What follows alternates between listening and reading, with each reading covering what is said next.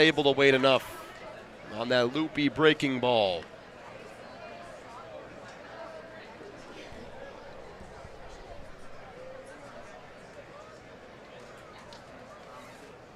Ohio State left 2 on base. In the bottom of the first inning, Mitch Voigt digs in for the Wolverines with a runner on first. Tito Flores, a line drive single to left.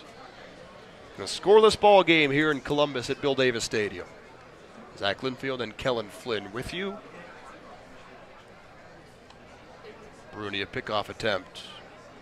Again towards Tito Flores. Ben Greenspan coaches third base for Michigan. Walker Cleveland, left-handed pitcher, coaches first.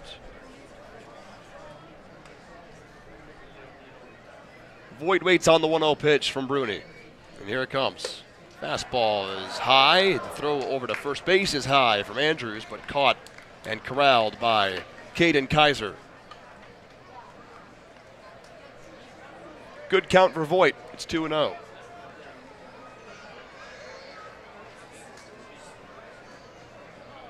Good power off the bat of the freshman this season, batting .253, makes his 47th start. Big wave and a miss on a curveball low.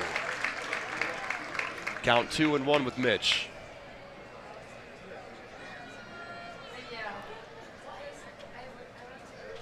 Third on the team in RBIs with 30, slugging 424. Another swing and a miss. This one more of a golf style. It's 2-2.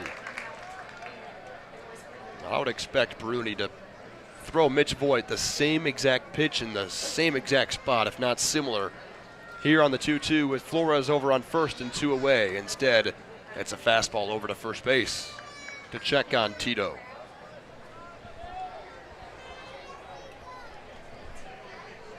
Working the third base side of the rubber, the pitch from Bruni, a swing and a miss, an awkward swing at that from Mitch Voigt. Already 4 strikeouts for the left-handed Gavin Bruni for Ohio State here in Columbus. No score, 1.5 through in this one on your home for Michigan baseball.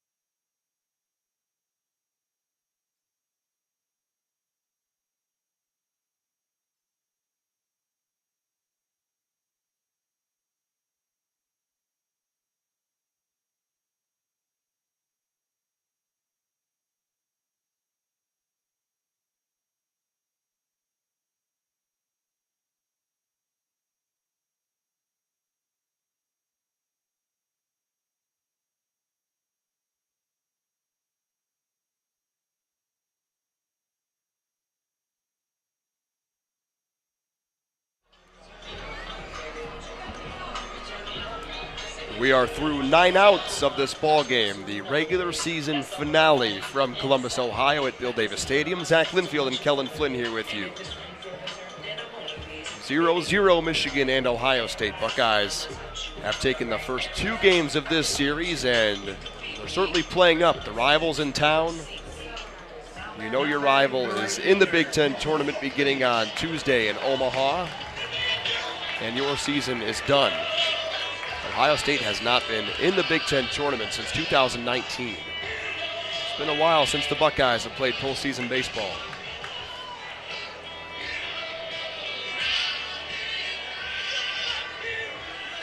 Not a great first inning for John Torella. No runs allowed. He hit 2 batters. The leadoff man, Lipsy, and the 3-hole batter, Ernst. Here's Mitchell Oakley leading off for the Bucks. First pitch fastball is just across the shoelaces. It's 1-0.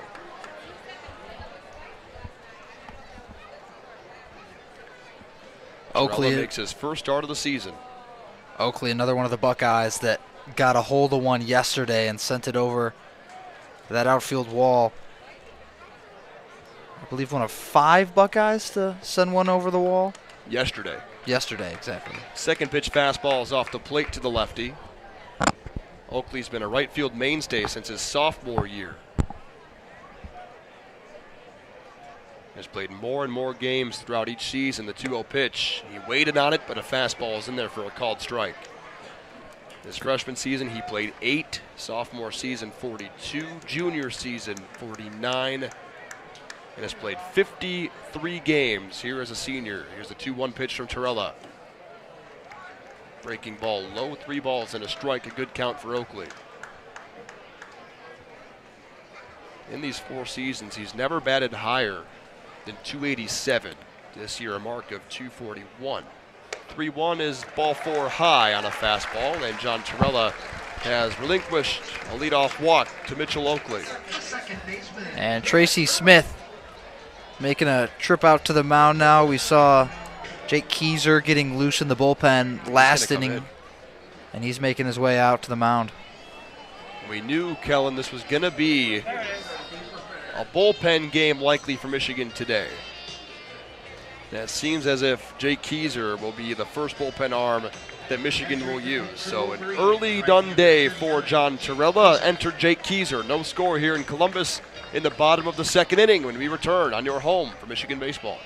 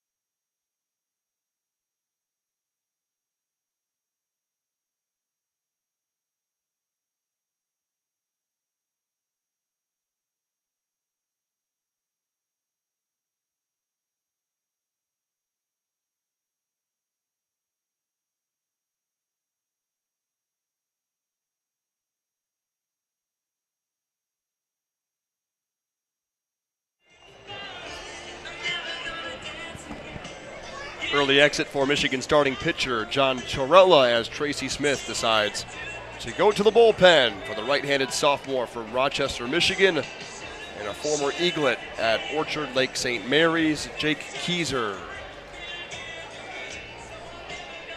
12 1/3 innings pitched on the season, ERA just south of 14. He's walked 8, struck out 8, and he will inherit a base runner over on first base in the form of Mitchell Oakley, who led off this inning with a walk. Keyser will have to deal with Nick Irwin, Caden Kaiser, and Tyler Petterini here in the bottom of this 2nd inning from Bill Davis Stadium. And 2 of those guys are unsurprisingly Buckeyes that went yard yesterday, and Petterini and Irwin. Quite the open stance for Nick Irwin, very large. Speaking of large leadoff over on first base for Mitchell Oakley, but he's back in diving safely.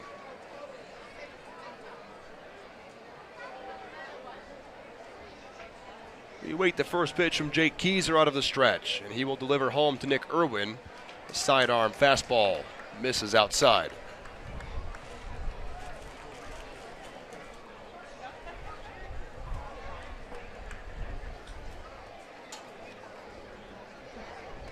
We've seen Jake now 12 times this season. Second pitch, fastball, called strike on the inside corner to the Buckeyes second baseman, who's been really good defensively in this series. Really, all the Buckeyes have been good. We haven't seen a lot of holes in that defense. Keyser checks over to first, just back in safely again is Oakley. And I shouldn't say, I mean, not just the defense. We haven't seen a lot of holes in the Buckeyes through 2 games this weekend. Getting it done at the plate, getting it done in the field, and on the mound as well. 1-1 from Keyser. Throw down to second base from Sotrace to try and get the runner, and he is safe. Mitchell Oakley swipes the bag. And a runner in scoring position with nobody away. Oakley has now swiped 8 bags on the season. He's only been picked off 4 times. But the count is now 1-2 as Keyser whipped in a strike.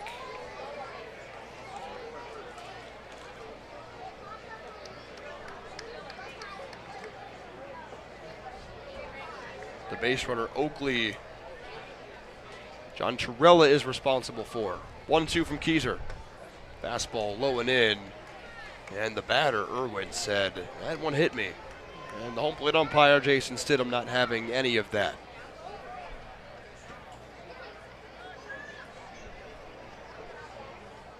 Two balls, 2 strikes with Nick Irwin.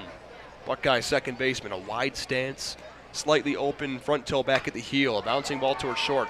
Charging is Jeffers. Tough play for him to make on a forehand. Good throw over to first to take 1 out away from the Buckeyes here in the bottom of the second.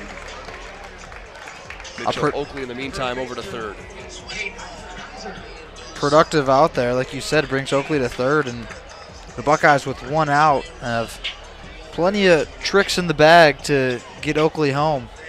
I think that brings the bunt in play here. Absolutely. Michigan's defense is going to play in here. Mitch Voigt is in on the grass. Jack Vanner Mortal is in on the grass. Jeffress now creeps his way towards the grass. First pitch from Keyser to Kaiser is a fastball outside. It's 1-0. And Voigt in particular has great speed at third base to charge. But you'd have to imagine they're going to try to bunt towards first. Keyser with the 1-0. Looked like Kaiser was ready to swing away, but he takes fastball for a strike. Perfectly into the up and out corner of Jason Stidham's strike zone. Kaiser seems like he's swinging away, just trying to put a ball in play.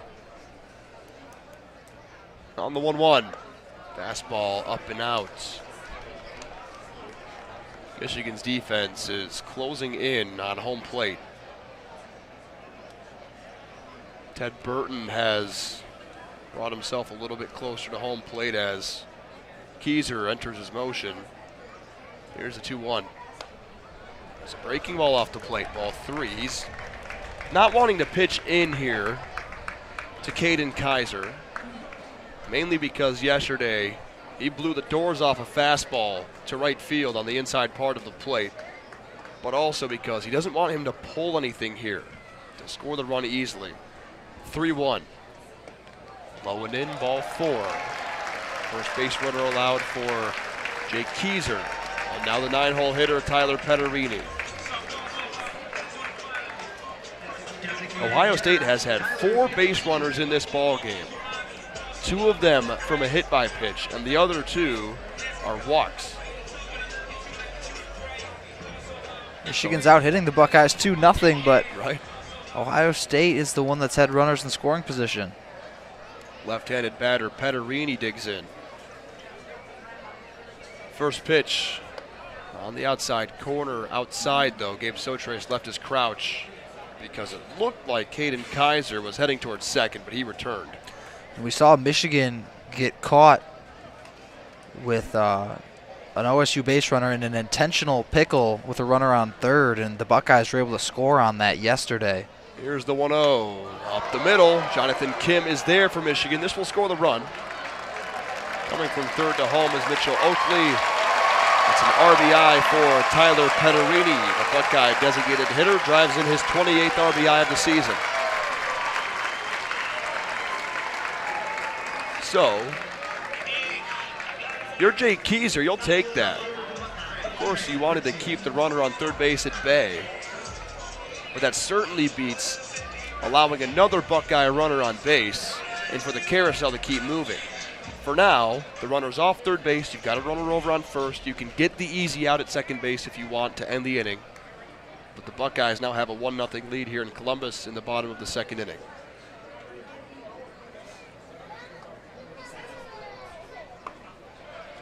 First pitch fastball to the leadoff man, Trey Lipsy. In there for a strike. It's 0-1.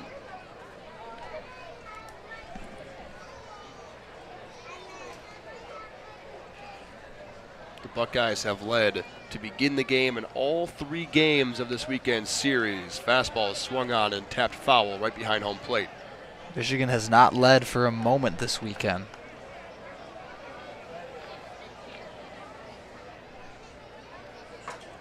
They kept Ohio State scoreless in the first inning today, which is something they hadn't done in the first 2 games of the series. The 0-2 from Keyser is a bouncing ball into catcher Gabe Sotrace. Lineup card flips over as Ohio State, as we mentioned, 4 base runners, all on different kind of walks. 2 hit by pitch in the first, 2 walks here in the second. First walk of this frame, Mitchell Oakley came around to score. The 1-2. Swing and a miss. Down goes Trey Lipsy. That's a job well done by Jake Keyser. 1 run for the Buckeyes here in the bottom of the second inning. Top of the third. Here we come from Columbus on your home for Michigan baseball.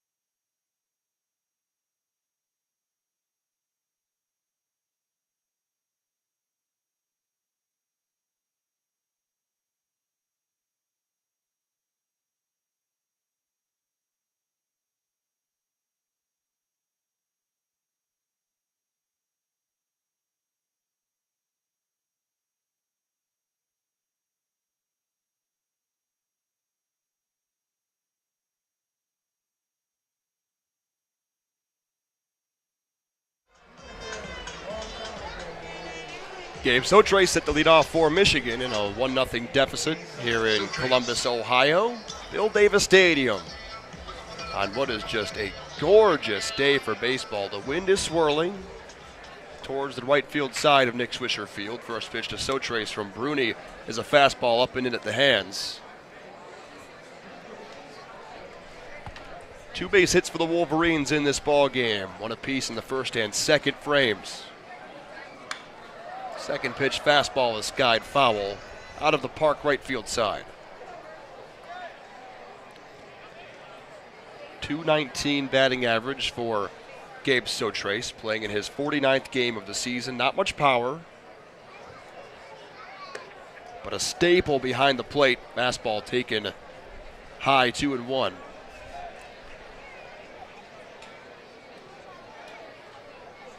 How good has he been behind the plate this series for Michigan? 2-1 is popped up. Third base side. Charging is a third baseman, Ernst, and that will find itself out of play into the second deck. Sotrace, to answer your question, has been awesome behind the plate for Michigan. A couple of wild pitches from Brandon Mann snuck by, but those were real tough plays to make, and outside of that, Sotrace has been immaculate. There's the 2-2. Waits on it. Breaking ball swung through for strike 3. 5 strikeouts already for Gavin Bruni. We saw a similar thing yesterday with Coupe. Just went on a tear through the Michigan order. Down Michigan batters. Last Wolverine to bat today, Jonathan Kim squares to bunt, pulls back on a breaking ball high. He'll start the count 1-0. And we've seen Kim all over the order this weekend for Michigan. Got the start in the 3-hole and in center field in game 1, then did not start game 2. Second pitch is lined down the third baseline. That's going to be a fair ball into the corner where it reads 330. Scrabbling over to try and field it, has some trouble with it. Kim standing up into second, will round, but Ben Greenspan will hold him there. A stand-up double for Jonathan Kim with one away here in the third. Kim in the bottom of the order today, delivering. Came in yesterday to pinch hit and ended up in the bottom of the order. He drove in the first Wolverine run yesterday. Was a big contributor, so he's back in the lineup. Out of the stretch, Bruni working third base side of the rubber. Tosses in a breaking ball for strike one. Perfectly into the outside corner. Lineup card flips for Cody Jeffress. Infield single to the third baseman, his first time up. Here's the 0-1. There's a fastball off the plate to the lefty. Lefty on lefty here, Michigan's transfer from UC San Diego.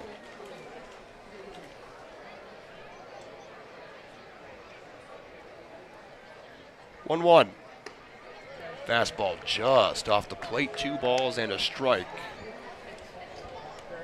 Gavin Bruni, the sophomore, the #1 ranked player in Ohio out of Alliance High School. And he did it on both sides of the scorecard, the 2-1. Checked his swing. Jeffress certainly went around there. It's 2-2.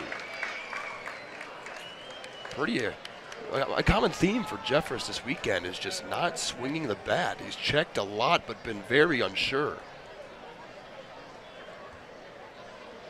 2-2. Got him on the outside corner. Strikeout number 6 for Gavin Bruni.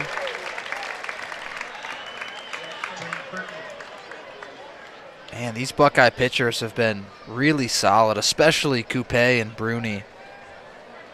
Even Jonah Jenkins looked good outside of the home run from Ted Burton, who steps in for Michigan. .304 batting average for Ted. Looks at strike one on a curveball from the left hand of Bruni.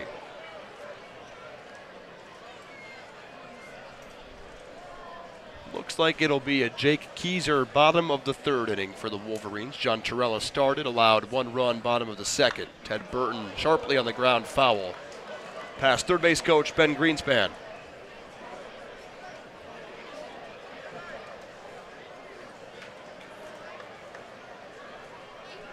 .14th appearance of the season for Gavin Bruni. He started all 14. Burton awaits the 0-2. Fastball in the dirt, swallowed up by Cole Andrews. Wolverines out hitting the Buckeyes 3-0, but Ohio State leads it 1-0. Top of the third inning from Columbus. The 1-2 pitch is popped up, but well out of play, foul down the right field line. Ted Burton's been the do-it-all guy for Michigan as of late. Home run in every game of the series last weekend against a limping Northwestern team. He waits on the 1-2. Swung on and tapped back to the screen, foul. Just got a piece of it. And on the hands, a breaking ball from number 10 in the home cream uniforms for Ohio State today. I really want to see Burton get a hit here. That would be nice, wouldn't it? A do-it-all guy for Michigan, like you said, with Kim on second. Yeah, the 1-2 is swung on and missed. He strikes out the side. A one-out double for Jonathan Kim is for naught. The Buckeyes still hold on to a 1-0 lead here in Columbus. Jake Keyser back out to the mound for the Wolverines when we return on your home for Michigan baseball.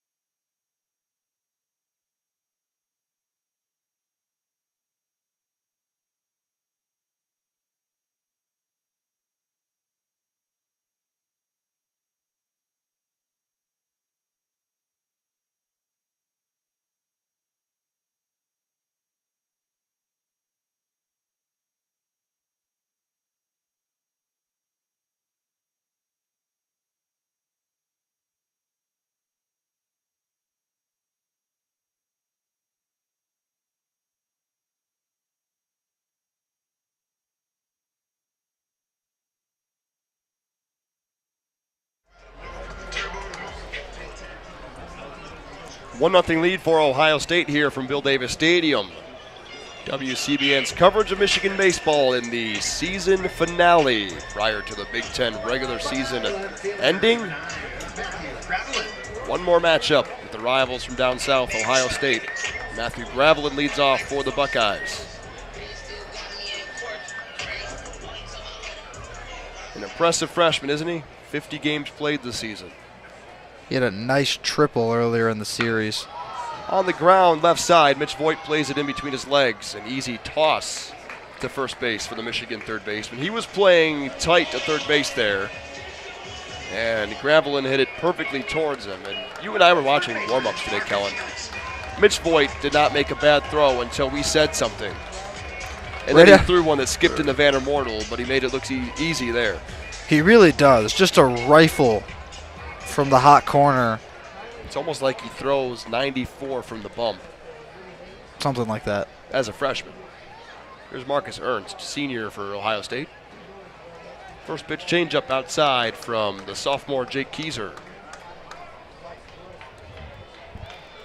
And he's quick and mobile there at third, too. 1-0 pitch is a fastball inside at the belt. 2 balls and no strikes. Last time that we saw Jake was this past Tuesday against Xavier in the blowout loss, 14-2. Through 33 pitches, 1 1/3, 1 hit, 1 earned run. He struck out 2, didn't walk anybody. There's a called strike. It's 2-1.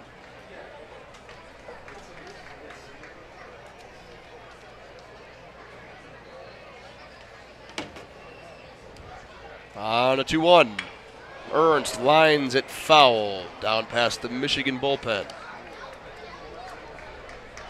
He gripped and ripped there, just couldn't quite put it in between the white chalk. Couldn't put it between the walls. 2 balls, 2 strikes. Jake Keyser looking for the second out of the bottom of the 3rd inning. Fastball is off the plate. Loads up the count with Marcus Ernst. This is a test for the Michigan sophomore. He's got the heart of the Buckeye order here, 2-3-4. Took down Gravelin, first pitch swinging on a bouncing ball to Voigt. The 3-2 is lined in the left center field. This one's trouble. It's going to be extra bags, likely for Ernst, but he will charge towards second. The pit tag from Ted Burton, is off the bag. It was a bad throw from left field where Tito Flores fielded it on one hop.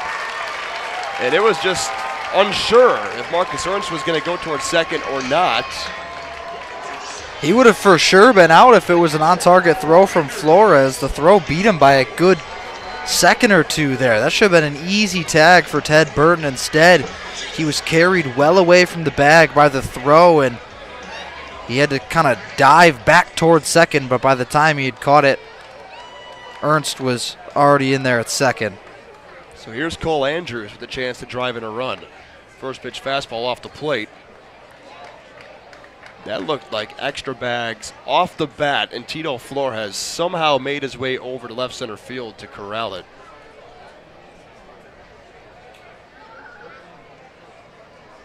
One-0 pitch coming from Keyser. There's a fastball for a called strike.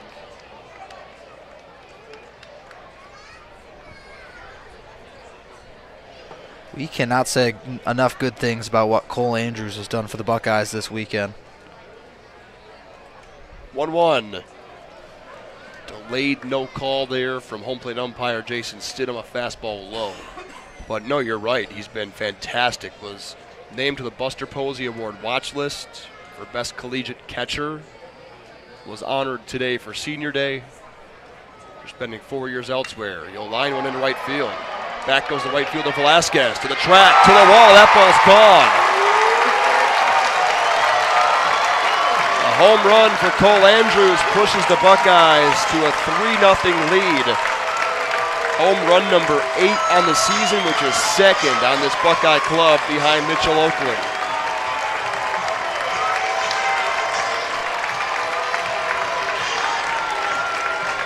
Frozen rope off the bat of Cole Andrews drives in 2. And it's a separation for this Buckeye club with the Wolverines. I mean, we just talked about how great he's been. Adds a home run to the list of things he's done this weekend. Excellent work. Here is Henry Kazmar, another impressive Buckeye. This one a freshman. He'll take a fastball off the plate, 1-0. Kazmar, the only guy in the lineup to appear in, I believe, every game for the Buckeyes this season. 1-0 pitch, perfectly into the corner for a strike. He's been an everyday starter, the most starts and appearances on the team. Has played in every game but one. The 1-1. There's a called strike from Keyser. He's got a bit of a deceptive delivery, the way that he comes home. Kind of keeps his front shoulder closed and then opens up last second, but his arm kind of drags behind. Delivers home. That's lifted high into the air, left field off the bat of Kazmar. Back goes Flores to the track, to the wall, looks up, it's gone. Back-to-back home runs for the Buckeyes, makes it 4-0.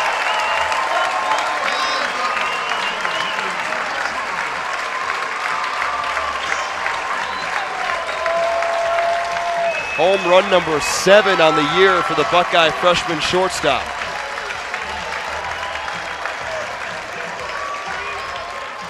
And here comes Tracy Smith. He's going to go to the pen. Looks like Brandon Mann will be the new Michigan pitcher. And after back-to-back home runs, Jake Keyser will depart and Brandon Mann will enter. 4-0 Buckeyes, bottom of the third inning here in Columbus. We'll meet Brandon Mann when we come back on your home for Michigan baseball.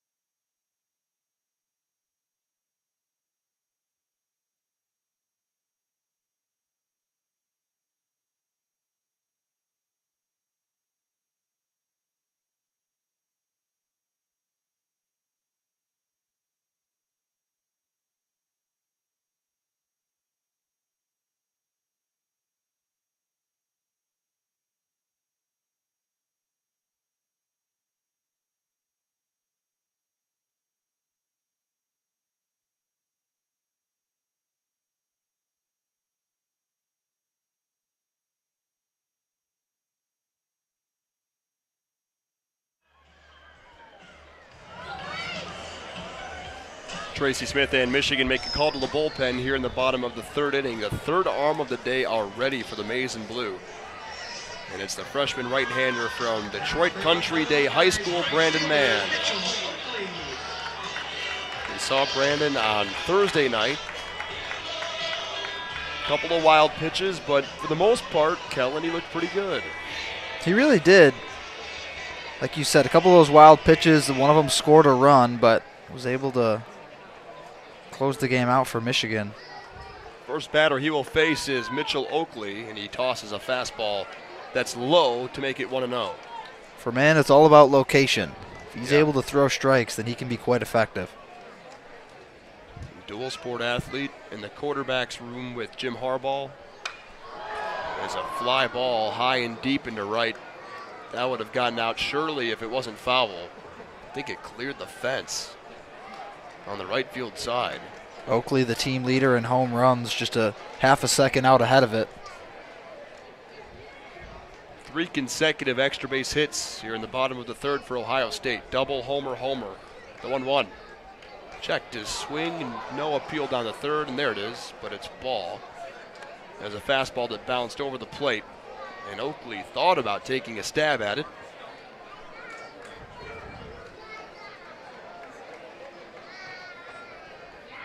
Two balls and a strike. Brandon Mann holds his glove down at the belt, delivers. There's a high, towering fly ball into shallow right. Ted Burton is called off by Joey Velasquez as Mitchell Oakley represents the second out of the bottom of the third inning here at Bill Davis Stadium.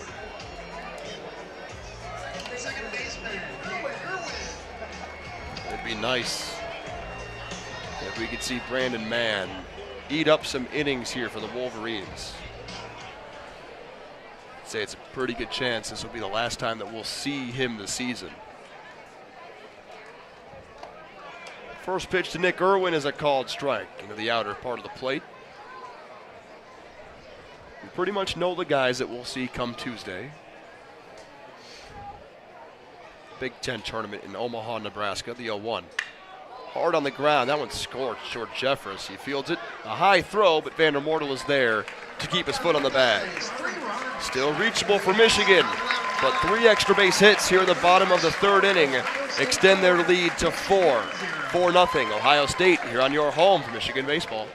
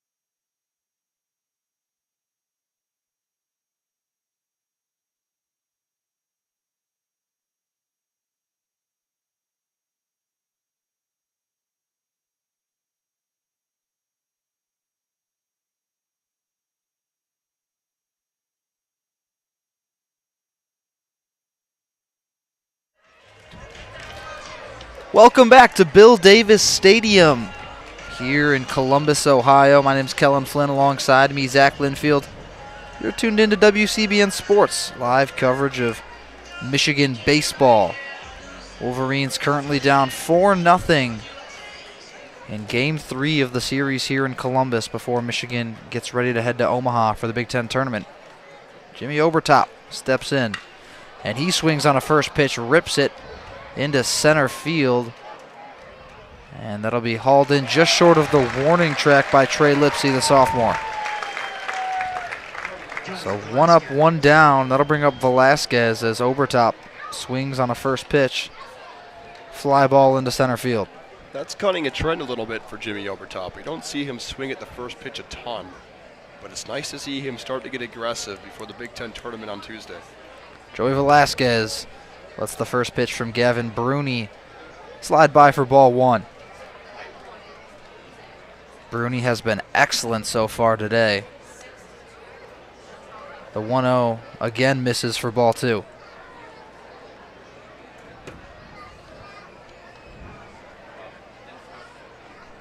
The 2-0 from Bruni. That one finds the zone on Velasquez, 2-1. That's why the strike zone is where it crosses the plate and not where it finishes. That one finished low. 2-1 again misses. 3-1 on Velasquez. Started in the first game of the series, then came in and pinch hit in Game 2. Got the starting nod again today in the 4 spot. The 3-1 swung on and chopped toward the Michigan dugout in foul territory. Joey's got a short and concise swing. We saw it last night in his pinch hit appearance, where he hit a home run to right field. That kicked off the 9th inning where Michigan went back-to-back, and the offense just kind of died from there. The full count pitch is in there. Velasquez thought he drew the walk.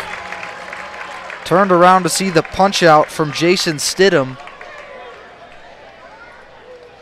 And that's it for Velasquez. 2 down here in the top of the 4th. 8th strikeout of the day for Gavin Bruni. He has been absolutely dealing for Ohio State. He's well on his way to setting a season high at 11. Tito Flores steps in for Michigan. First pitch, can't find the zone. It's low. I mean, there's really no end in sight for the start for Gavin Bruni. He's throwing like it's going to be a complete game at this point. He's given up 3 hits through 3 2/3 innings. No walks, 8 Ks. Second pitch in there for a strike. Tito Flores singled in his first time up. The 1-1 again misses.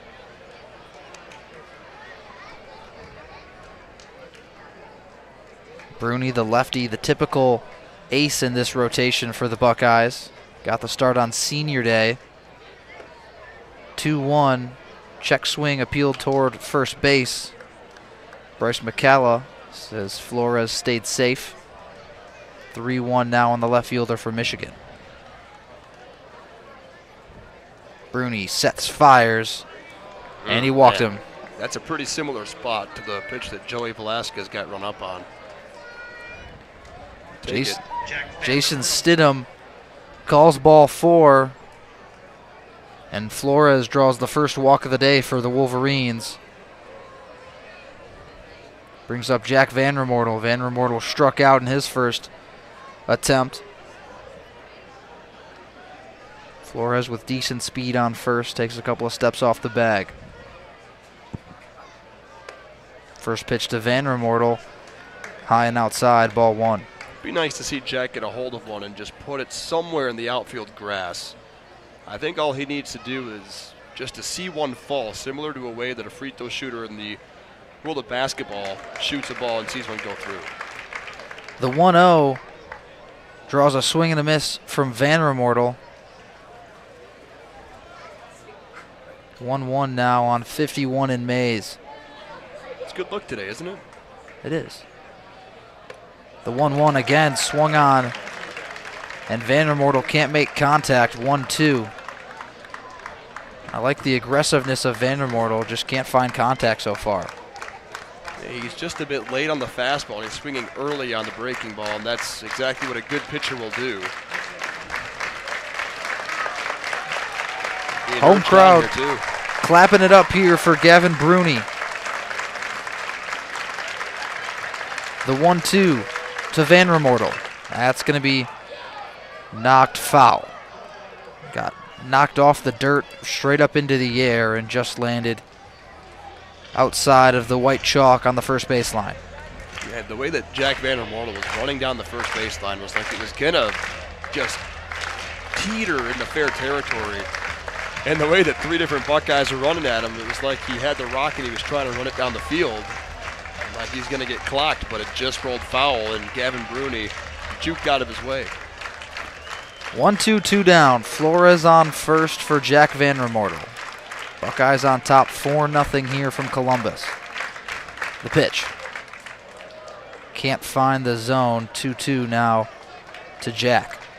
That's a good pitch, though. You might want it a little bit higher, more of a believable pitch for the batter to swing at and adjust his eyes. But still a good pitch to go with on 1 and 2. The 2-2. That'll be sent foul over the netting toward the Michigan bullpen area. Wind blowing from the third baseline towards center field. Some big gusts as the American flag in center field is howling in the wind. The 2-2. Wild pitch there from Bruni as Cole Andrews can't corral it. Tito Flores takes off and nabs second.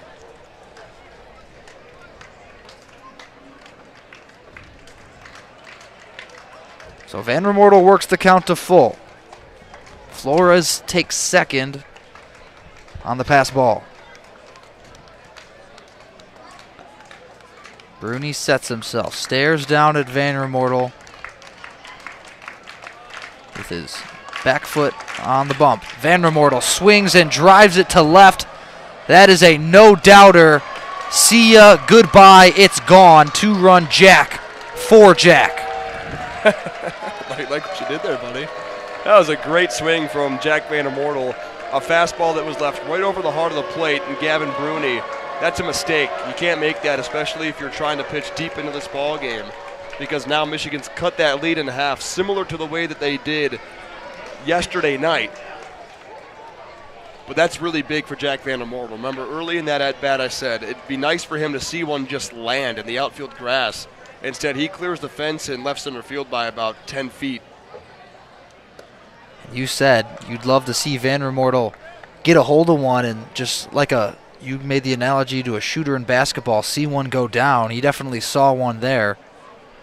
Brings up Mitch Voigt, first pitch off the plate for ball one. The 1-0 is in there for a called strike. The Wolverines have still only scored one run in the series that wasn't on a home run. Voigt swings on the third pitch and drives it foul. 1-2 on 55, the freshman Mitch Voigt.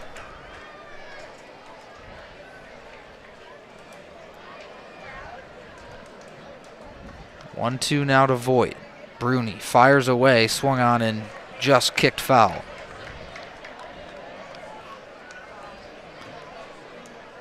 And we've seen Michigan at times this series go down and find an answer to get back into the ball game, but the Buckeyes come right back. Bruni, the 1-2.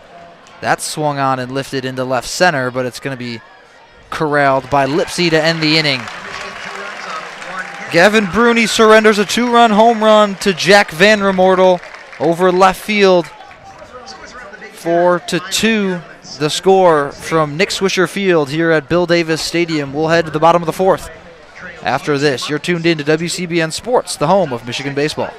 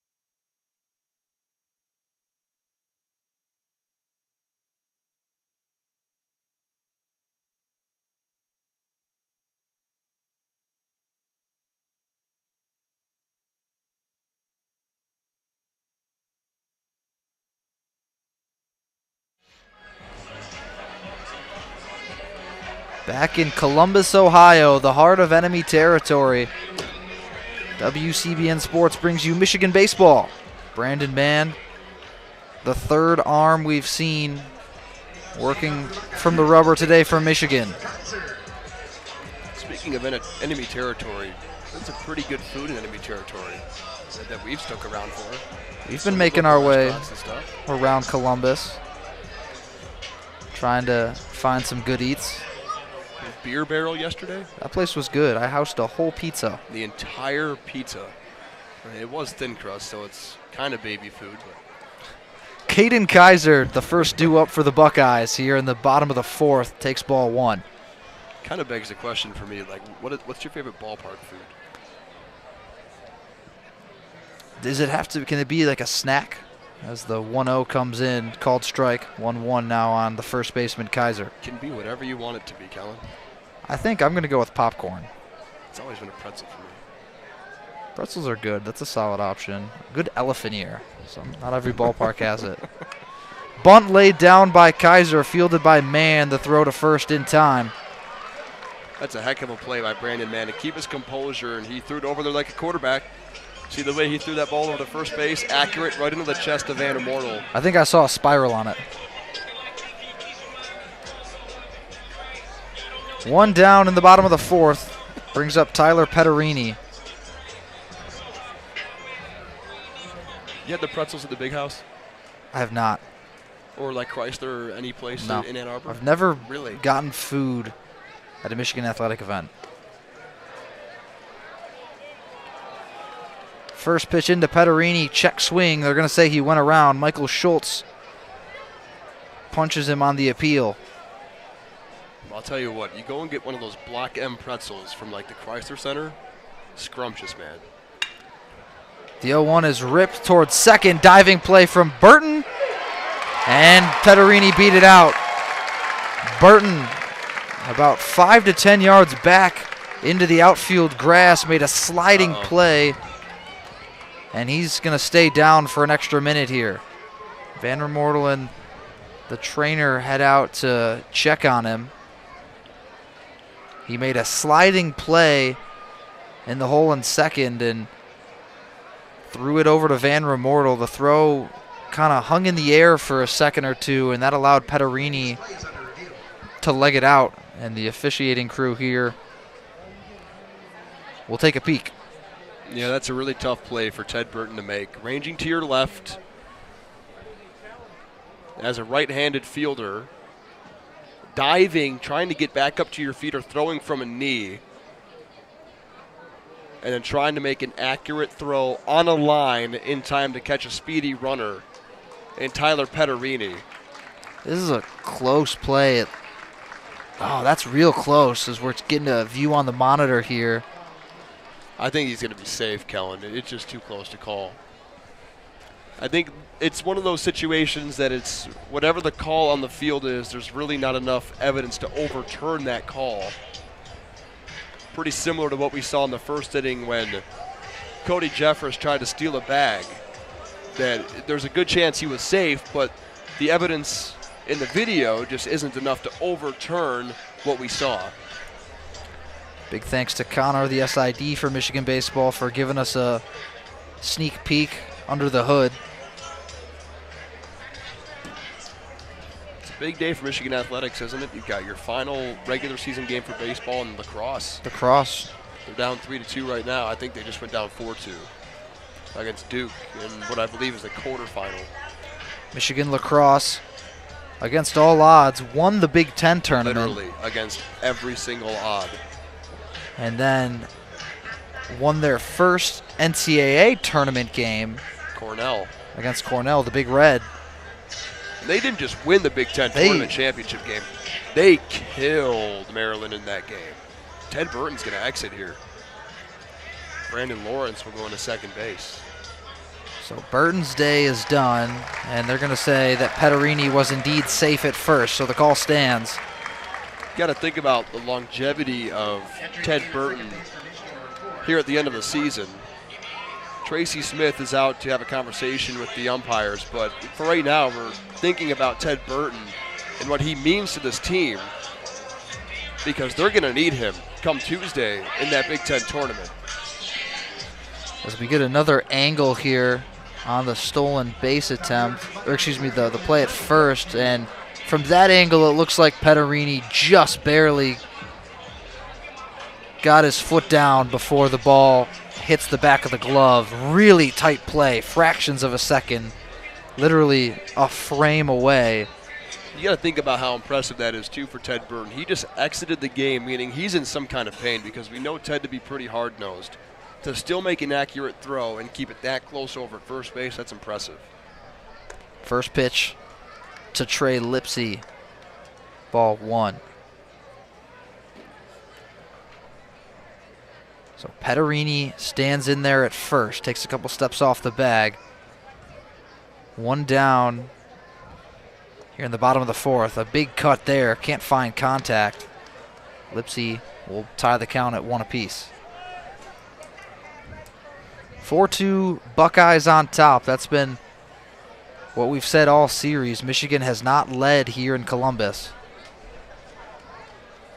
The 1-1 from Mann upstairs.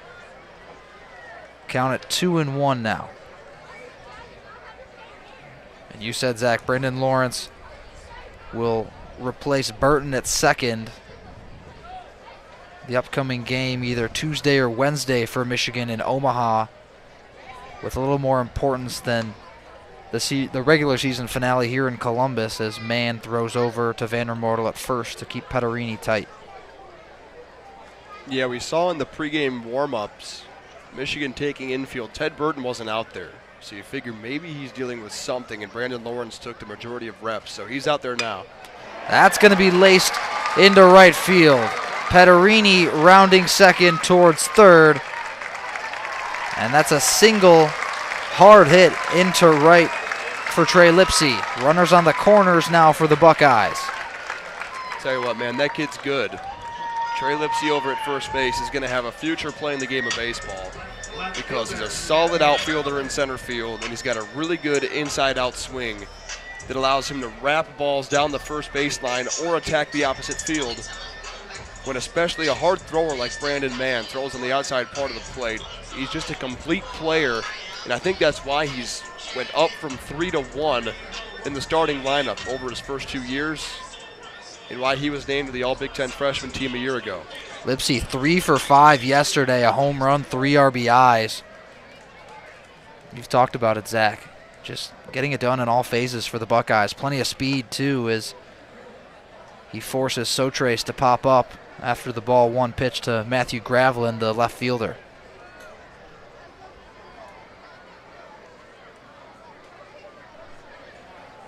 Gravelin 0 for 2 on the day. Couple of ground outs. Second pitch in for a called strike. Buckeyes with runners on the corners here in the bottom of the fourth. 1 out, 1-1 count to Matthew Gravelin. Petterini on third, Lipsy on first. 1-1 is fouled off into the netting. That's a tight swing from Gravelin. He's sort of hovering over the plate, and a fastball in on the hands is going to get a reaction like that. Kind of just popped it up shortly over to the Michigan dugout. But Brandon Mann's got himself in a good position here with it at 1-2. 1-2 to Gravelin. That's going to get through the gap. That'll score Petterini from third, and Flores will hold Lipsy at second. So Buckeyes come right back after the 2-run shot from Jack Vandermortel and bring the lead back to 3. And Michigan's going to go to the pen here again, Kelin. It's 3 consecutive base hits against Brandon Mann.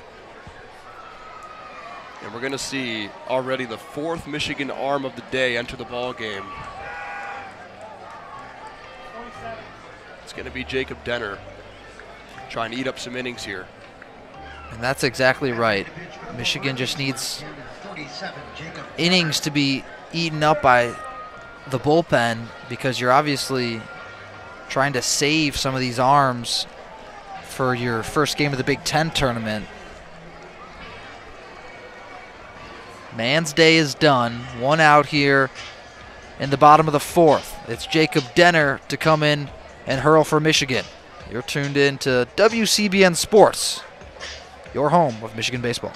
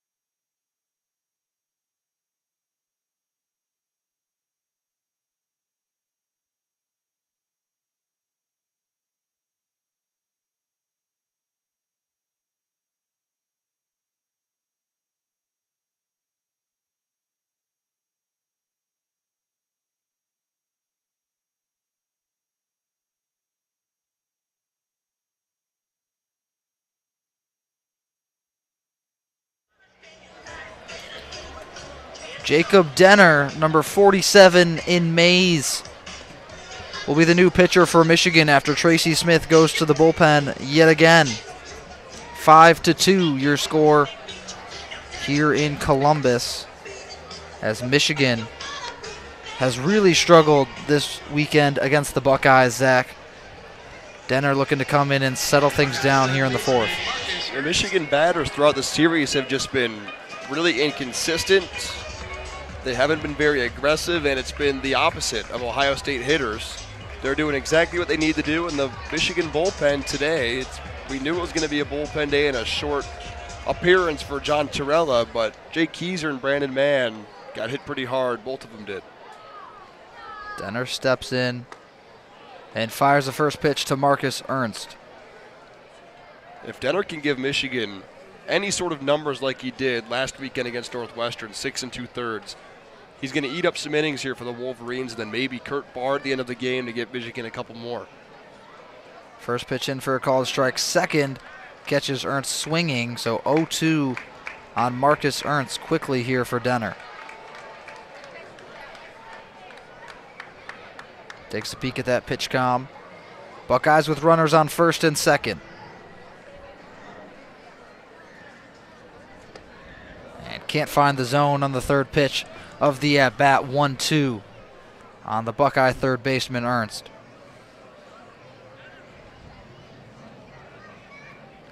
Gravelin on first, Lipsy on second. Denner delivers the 1-2, swung on and missed. So Denner gets a strikeout against the first batter he faces in Marcus Ernst. And not often do you see Jacob Denner throw a high changeup, because a lot of the time that's a mistake. And you saw, Kelin, how unsure of a swing that was from Marcus Ernst, because he saw late spin. And that's why he swung like that. Rather than seeing a fastball that he could swing straight through, he was very reluctant throughout his swing, and that's what kind of caused that sword motion that you hear about. Cole Andrews now due up for the Buckeyes. Denner peppering the zone with strikes. Finds it again here, 0-1. Good to see, isn't it? Michigan pitchers have struggled with command this series. Denner finding the zone early. The 0-1. That one misses low. Excellent work by Sotrace to keep it in front of him. Now that was complete opposite of the changeup that he threw to strike out Ernst. That one was way low. And we know Cole Andrews has the power to put a ball pretty much anywhere past the fence. He doesn't want to make a mistake with the changeup. The 1-1 misses well outside. 2-1 to Andrews, and he homered in the third to really get the scoring opened up for the Buckeyes. Part of a 3-run third inning for Ohio State. The 2-1. Again, misses the zone. Sotrace has to slide over to corral it. Excellent job keeping Lipsy at second.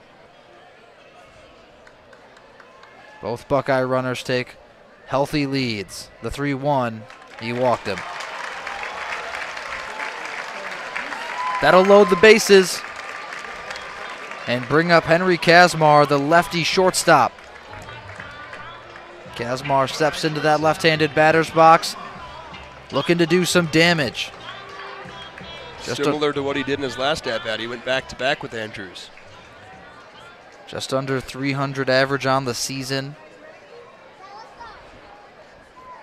7 homers on the year for the freshman. Bases loaded. First pitch to Kazmar is in for a called strike.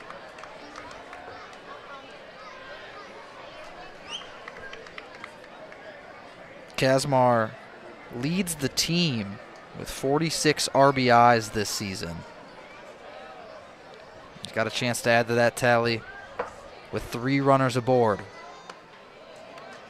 Denner misses outside, ball 1.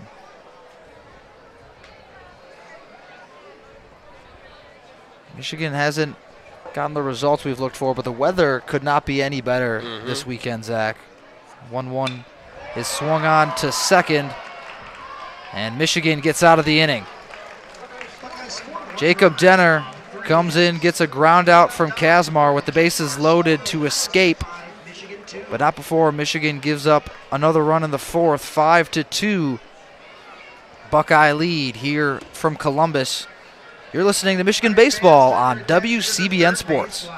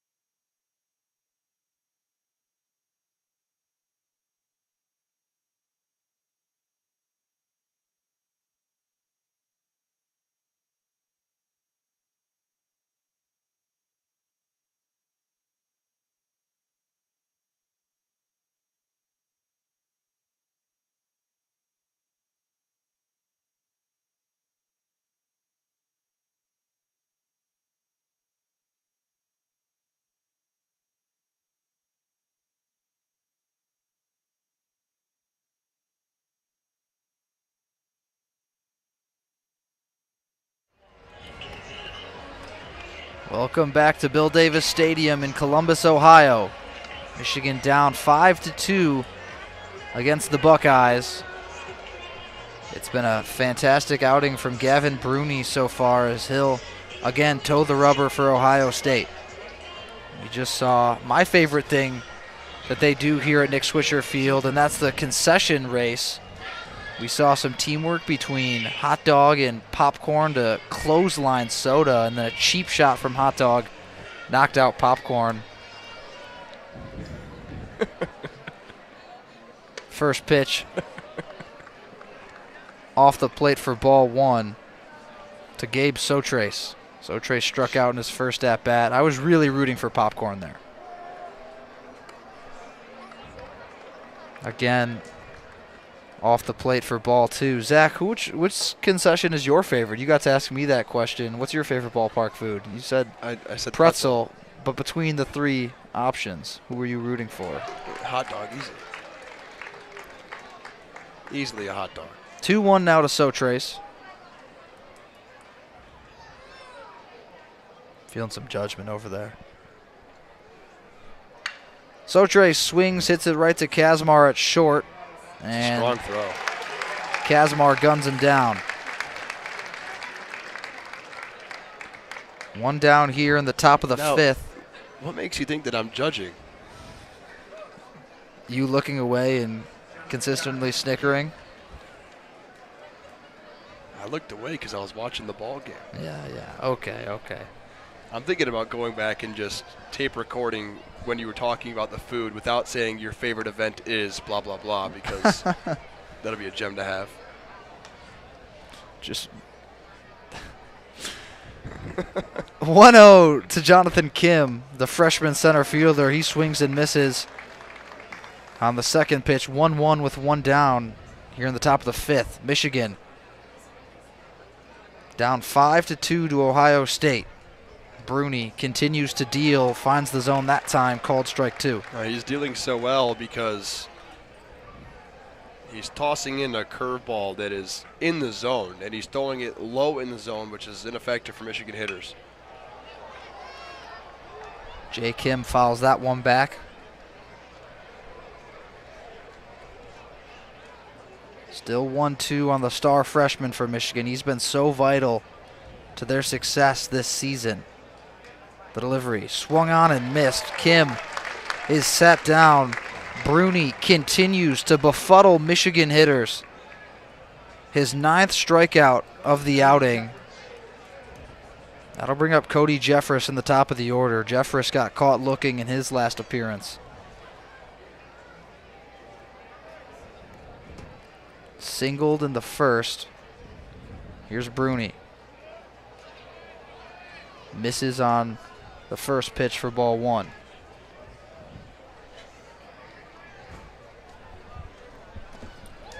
Big cut there. Can't find contact. 1-1 to Jeffress, the shortstop. And with Burton done today, Brendan Lawrence is on deck for Michigan. Called strike two on Jeffress.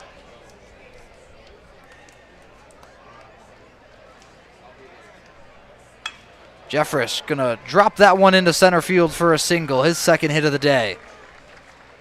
Good piece of hitting from Cody Jeffress, drops it well short of Lipsy, and he's in there at first comfortably with two down. That's a good swing from Cody Jeffress, and that's what we got used to seeing last weekend against Northwestern. He hasn't necessarily done the same in this series as he's been quite reluctant to swing the bat. He's checked to swing a lot, but still produced some good swings for Michigan.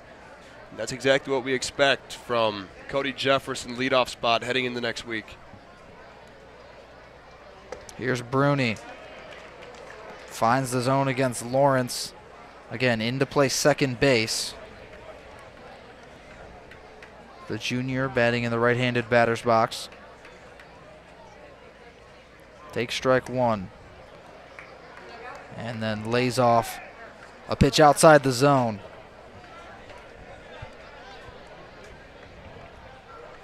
Two outs, 5-2 Buckeyes on top in the top of the fifth.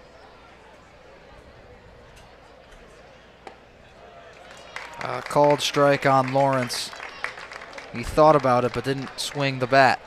Yeah, that's a difficult pitch to try and decide on. On the outside part of the plate, you see a breaking ball, and then you have to decide, number one, when will it bend? Number two, will it hit the outside part of the corner? Bruni fires away and just barely tipped foul by Lawrence. Andrews almost gloved it anyways. Ohio State's got an arm getting loose down there in the bullpen. Can't quite see who it is. The 1-2, low in the zone. Been an encouraging crowd today, hasn't it? It really has been. What's been a season that left some to be desired for Buckeye baseball fans. Cole Andrews is down, a bit shaken up. The Buckeye catcher. Buckeye training staff will take a quick visit out to their star catcher. Hopefully he's all right. They'll get him a cup of water, and training staff will see how he's doing. He went down to his knees there to try and scoop up the ball. I wonder if maybe that got him in the right up in the unprotected area of your legs, up on your thigh. Bruni fires away. He got him. 10th strikeout of the day for Gavin Bruni. And he has the Buckeye faithful ecstatic here at Bill Davis Stadium. 10 Ks from Gavin Bruni, the lefty. Michigan is sent down, and Jacob Denner will trot back out for Michigan. We'll be back in just a moment on WCBN Sports. You're listening to Michigan Baseball.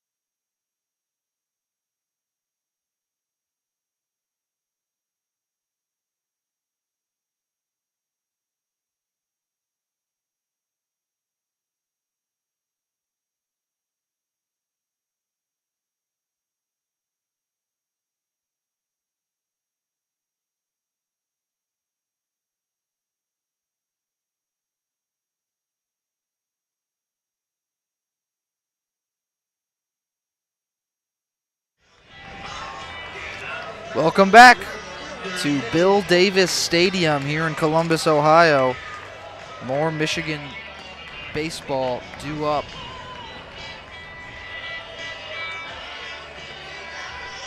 Wolverines down 5-4 here in Columbus. Mitchell Oakley will step up into that left-handed batter's box for Ohio State here at Nick Swisher Field. Denner delivers upstairs, ball one.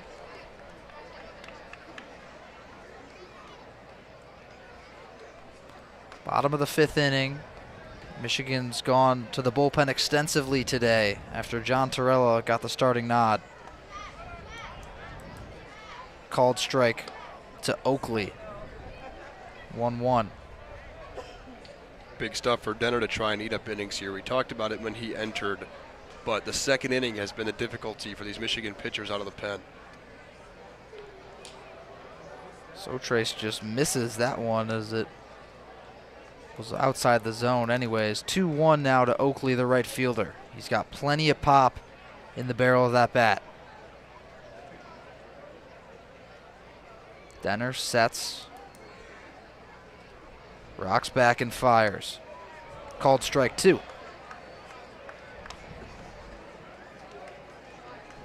Oakley, the team leader in home runs with 9 for Ohio State. Drew a walk earlier today. The 2-2, that's going to be swung on and just lands foul.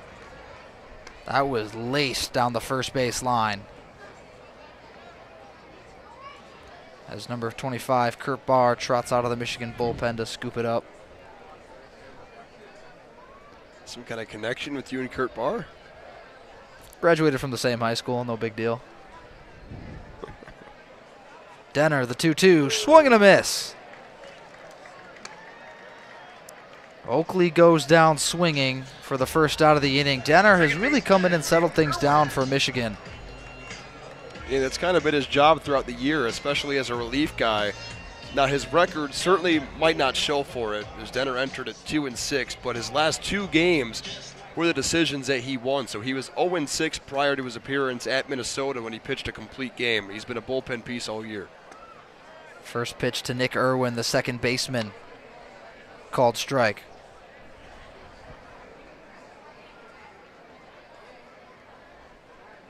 Oh, 1 now to Irwin. Bases clear, 1 out. Swung on and ripped foul. And that made it just over the protective netting, and I think it made it through one of the back kind of openings. The columns here, yeah.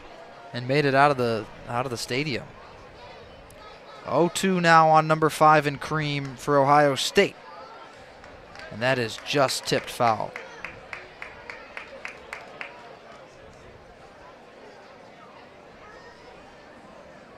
Jason Stidham trots up to meet Jacob Denner.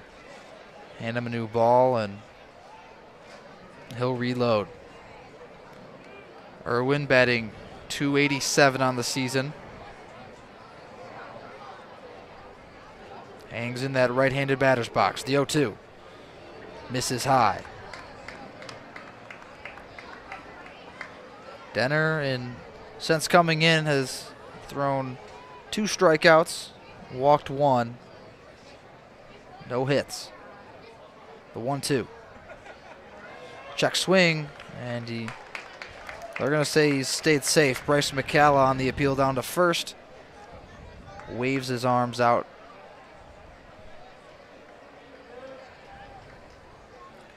Irwin, a couple of ground outs today. The 2-2 lays off. Count is now full. Nick Irwin. Difficult pitches to lay off of, too, from Jacob Denner. The way he spins, especially a fastball as a lefty, it's tailing in towards a right-handed bat, and he's laying off the best of them from Jacob Denner. Payoff pitch from Denner. That's going to be chopped toward Lawrence at second. Fielded cleanly. Delivered to Van Remortel for out 2. Brandon Lawrence has had 2 opportunities over at second base, and he's made him look clean, fresh off the bench, and that's sometimes a difficult thing to do. But especially here with turf, you're not expecting any kind of an awkward bounce off of these rubber pellets on the ground. So Brandon Lawrence has entered, and he looked good in warm-ups, and he's looked good so far in his 2 chances in the field. Brings up Caden Kaiser, the first baseman for the Buckeyes. None on, 2 down in the bottom of the 5th. Kaiser drew a walk in the 2nd and grounded out in the 4th. First pitch, a ball. The 1-0. Again misses. Kaiser, a lefty.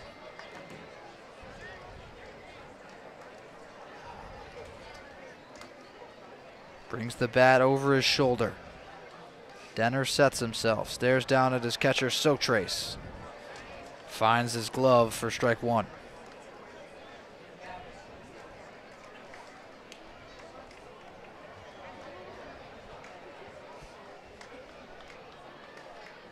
Shortstop and second base playing on the grass. That is going to be ripped into left center. That's going to get down for extra bases. Gloved by Kim, and it's cut off by Jeffress.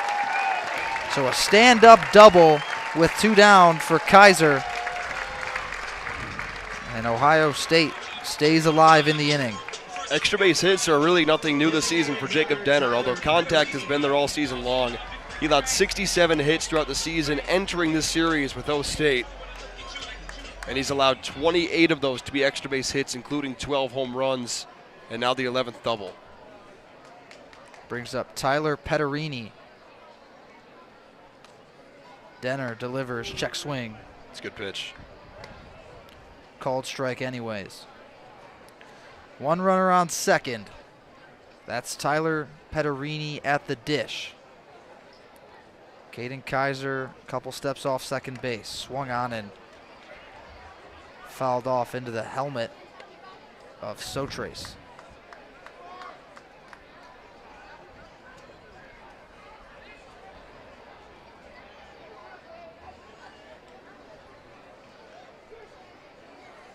Denner sets himself. Check swing again.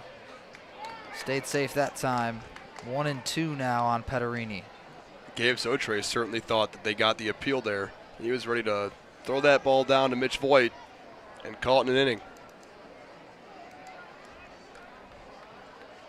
1-2, Buckeyes trying to get a 2-out rally going. Upstairs from Denner.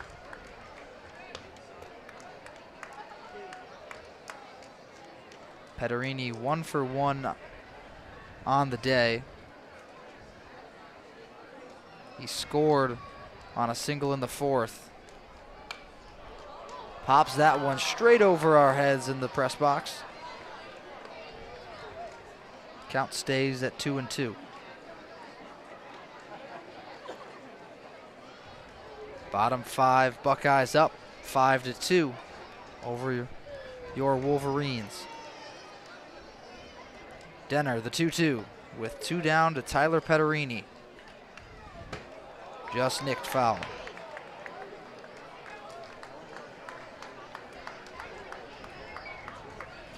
Windy day here in Columbus, Zach. That American flag has been fully howling in the wind pretty much since we've gotten started. Hasn't really had all that much of an effect on maybe just a couple of fly balls. Petterini fouls that one hard into the left field stands. Foul territory.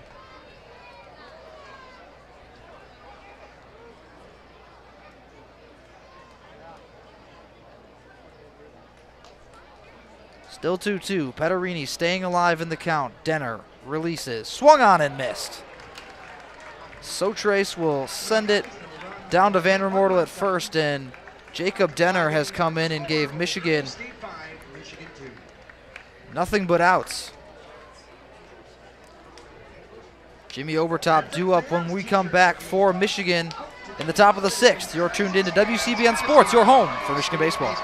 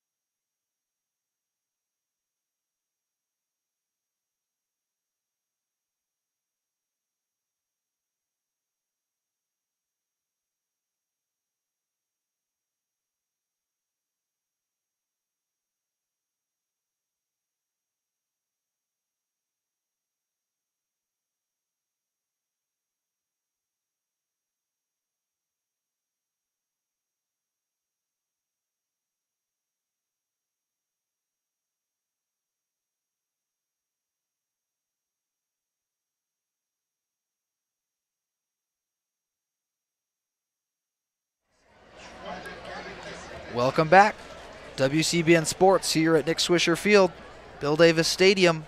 Jimmy Obertop, due up for Michigan, takes a called first strike. Buckeyes have an arm warming up, but it's still Gavin Bruni here in the top of the 6th. The big cut there from Obertop as he fans at pitch number 2.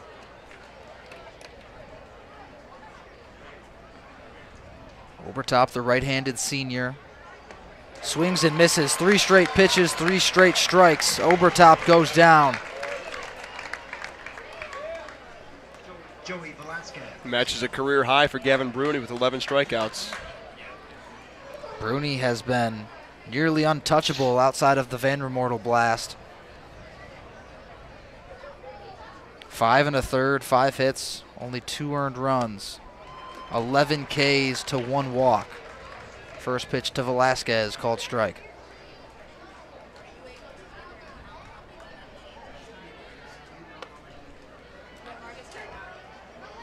That one's off the plate. 1-1 now to Velasquez, the right fielder. Another dual sport athlete on this baseball team. Bruni finds the outside part of the plate for a called strike 2. The 1-2 to Velasquez. He swings and misses. Pass ball. Andrews will fire it over to first for the out. New career high. A new career high in strikeouts for Gavin Bruni with 12. The lefty continues to mow down Michigan hitters. Tito Flores. That brings up Tito Flores in the 5-hole for Michigan. He singled in the second, drew a walk in the fourth.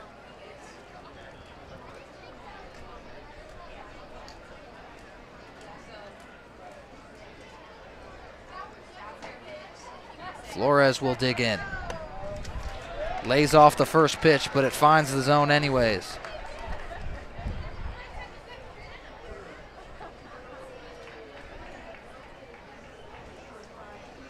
Oh, 1 to Flores. Lays off again. That one called for a ball.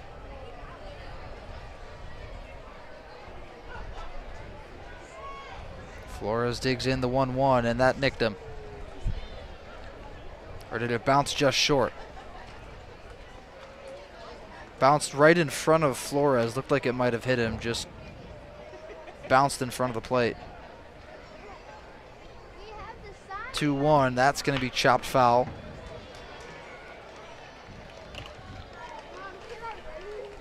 Two-two on the Michigan left fielder.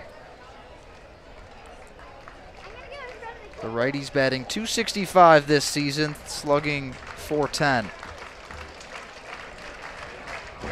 If this is going to be it for Bruni, it'd be a heck of a day for him. Can't find the zone. That makes the count full. Bruni looking for strikeout number 13.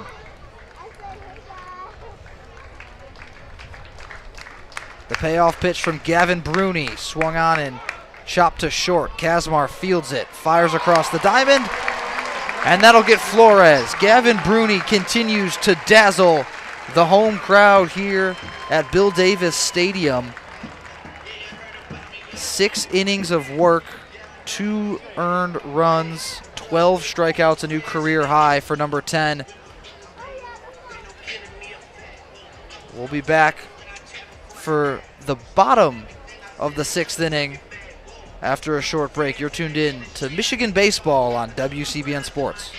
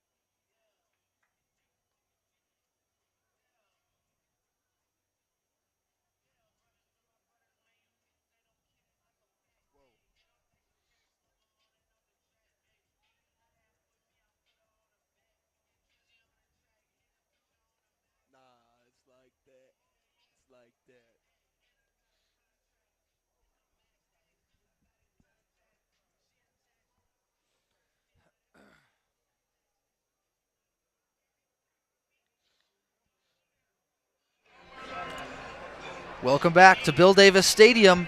Buckeyes on top 5-2, bottom of the 6th here from Columbus. Jacob Denner has come in and really given Michigan a couple of good innings here. Trey Lipsy steps up for the Buckeyes. Denner looking to continue his excellent work. First pitch finds the outside of the zone. Jacob Denner, 3 strikeouts to 1 walk in An inning and 2/3 so far. The 0-1 is going to be swung on and hit to right. That's going to drop for a base hit. Trey Lipsey's a good player, man. Third time he's been on today. That looked pretty similar to his last single. Just kind of ropes it into right. Matthew Gravelin now up for the Buckeyes.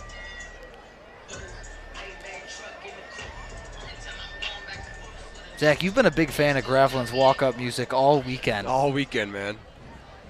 I know we had that conversation a couple times now. It's $1 million worth of game right there. First pitch to Gravelin, line to short, potential double play ball. And they can't get the second out.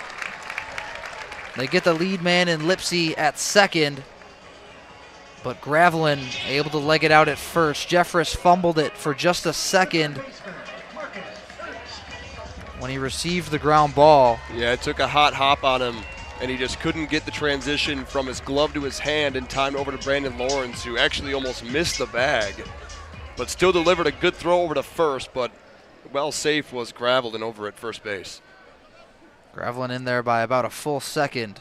Brings up Marcus Ernst. First pitch in for a called strike. But after allowing a hard hit single wrapped into right, remember I said earlier that Trey Lipsey's able to wrap the ball down the first baseline. That was a really good response by Denner to just roll one and try and get two. 1-1 now to Ernst after that one misses the zone from Jacob Denner. One runner on first and Matthew Gravelin. One down, 1-1 count. Bottom of the sixth. Denner delivers, check swing, called strike. Ernst wasn't too happy about that one. A sigh of frustration from number 2 wearing the scarlet helmet. 1-2 now. Denner fires away, check swing. Stayed safe. 2-2 now to the third baseman, Ernst.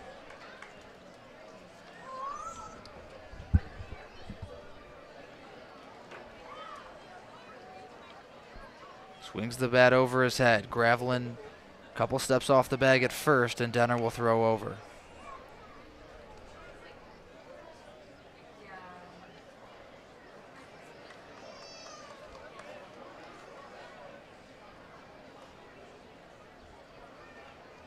The 2-2 to Marcus Ernst.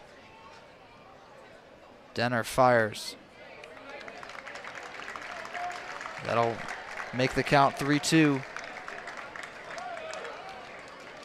Full count. Big pitch for Jacob Denner. I mean, we mentioned that he'd have to come in and really eat up some innings. Eamon Horwedel gets loose down the right field line.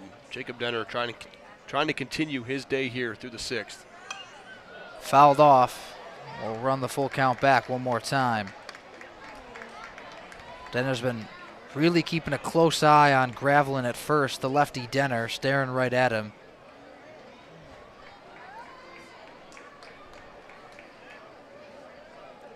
Bottom six, one down. Swing and a miss. He got him.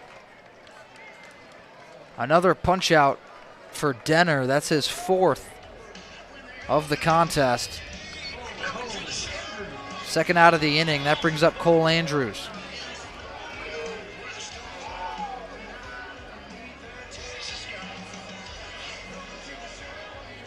Little Kojo, Cody Johnson from Cole Andrews. Talking about walk-up songs. Denner fires over to first to keep Gravelin honest.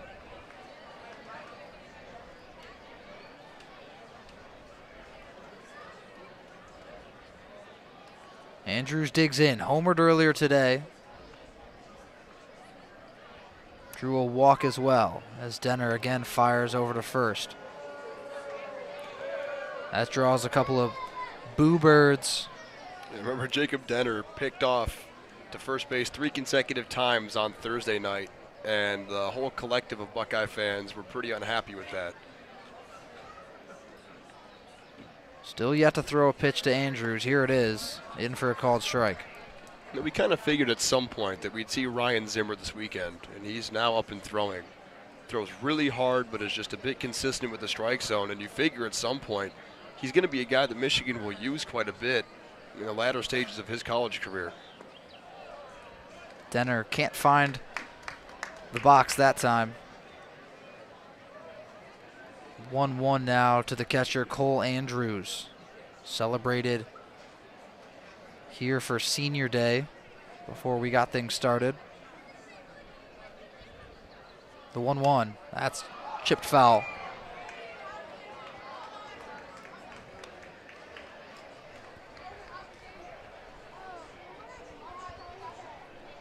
Five to 2, Buckeyes on top. Michigan, their 2 runs courtesy of a blast to left field by Jack Vandermortel. The 1-2 to Andrews is chopped toward the Buckeye dugout. We'll run the 1-2 back.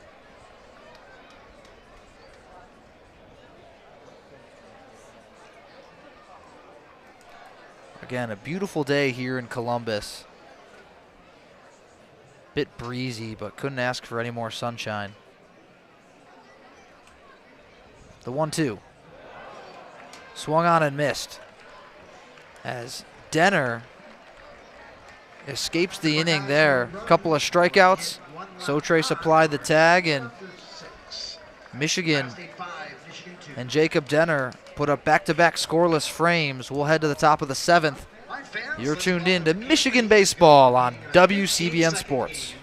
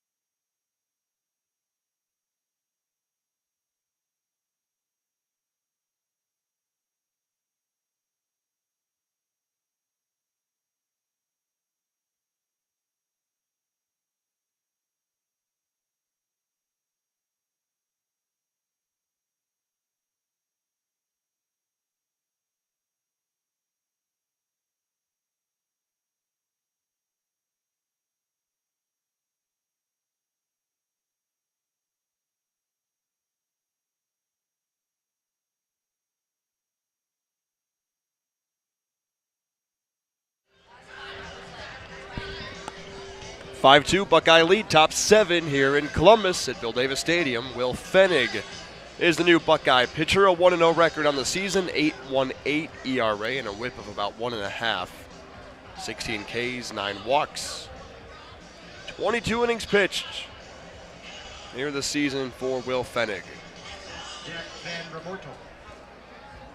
Vandermortel leads off for Michigan, trailing by 3. First pitch from Pfennig is a fastball that clips the inside part of the plate for a strike. We've talked about it. Michigan has not had any offense other than the long ball. They got 1 run in this series outside of a home run. Second pitch fastball to Vandermortel. He will take for ball 1. Ball and a strike. 1-1 pitch is a fastball that's perfectly into the corner for strike 2.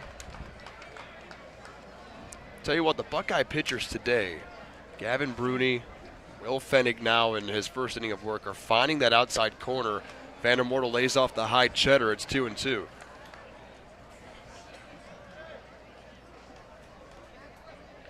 Two starts on the season for the graduate student from Mason, Ohio, as Vandermortel takes a rip at a pitch and a fastball is fouled off the helmet of catcher Cole Andrews. Strikeout in the second, 2-run home run in the 4th inning to left field. Only runs Michigan has crossed the plate today. There's a fly ball high and deep in the left field off the bat of Vandermortel. Running over to the left side is Gravelin. That will one-hop the wall. Vandermortel will sprint into second base with a stand-up leadoff double here in the top of the 7th. And Zach, you said it. He just needs to see one. Rips a home run his last at-bat and almost puts one over the wall there, off the wall in the left field corner. Another extra base hit for number 51. Michigan has stranded a runner in half of their innings at the plate so far. 2nd, 3rd, and 5th innings. A Wolverine has been left on base. Here's Mitch Voigt. That's from the right side. Pfennig. This ball is chopped towards third. Ernst on a chest-high bounce. Corrals it, throws to first, and there is one away on one pitch in the battle between Pfennig and Voigt. I think that's why runners are being left on base, Kelin. The Wolverines are trying to be a bit more aggressive, swinging the bat here in Game 3, but they're hitting it right to him. So Trevor Kalinsky will now step up for Gabe Sotrace. Remember, Gabe was kind of shaken up after a Denner breaking ball an inning ago defensively. So Kalinsky steps in for Michigan. He only has 2 hits on the season. They're both home runs. First pitch to him was a fastball low and away. And he stepped in to pinch hit yesterday in the 9th and ripped one over the left field wall. His 2nd hit of the season, like you just said, and his 2nd home run. Second pitch is a fastball that's high into the air down the left field line, safely out of play. So center fielder Jonathan Kim with an extra base hit today, a double back in the 3rd waits on deck. Then the top of the order, Jeffress Lawrence Overtop after Ted Burton was taken out defensively in the 4th. Here's the 1-1 to Kalinsky. A fastball off the plate that shifts Andrews all the way to the right-handed batter's box. Don't see too many players nowadays, Kelin, not repping batting gloves. Trevor Kalinsky's one of them from the left side, the 2-1. That's right over the heart of the plate, 2-2. You a batting glove guy? My limited career, Illustrious career. I do believe I had batting gloves at some point. 2 balls, 2 strikes with Kalinsky. Runner on second, and he lays off a fastball outside corner. Pfennig gets his first strikeout.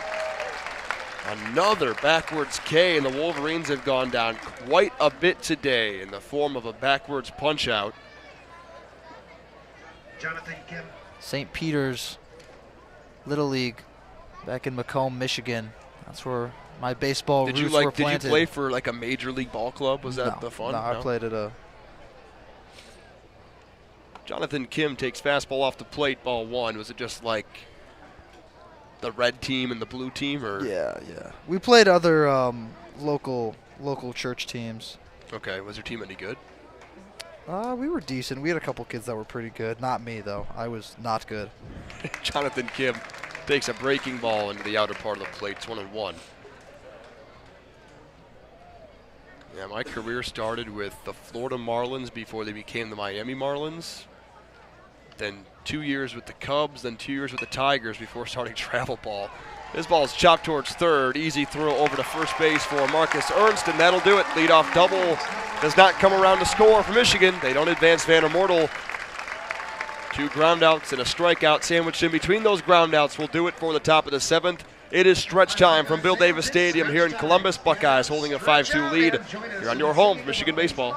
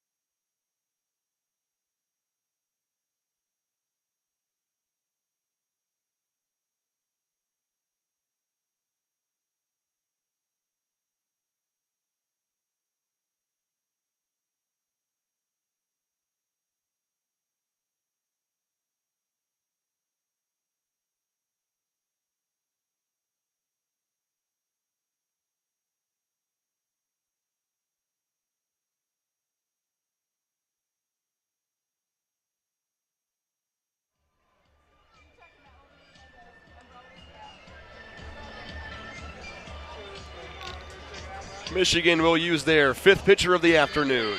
It's the big, tall right-hander from St. Clair, Michigan. Junior Ryan Zimmer will enter for the Wolverines. 10 1/3 on the season. ERA of about 10.5.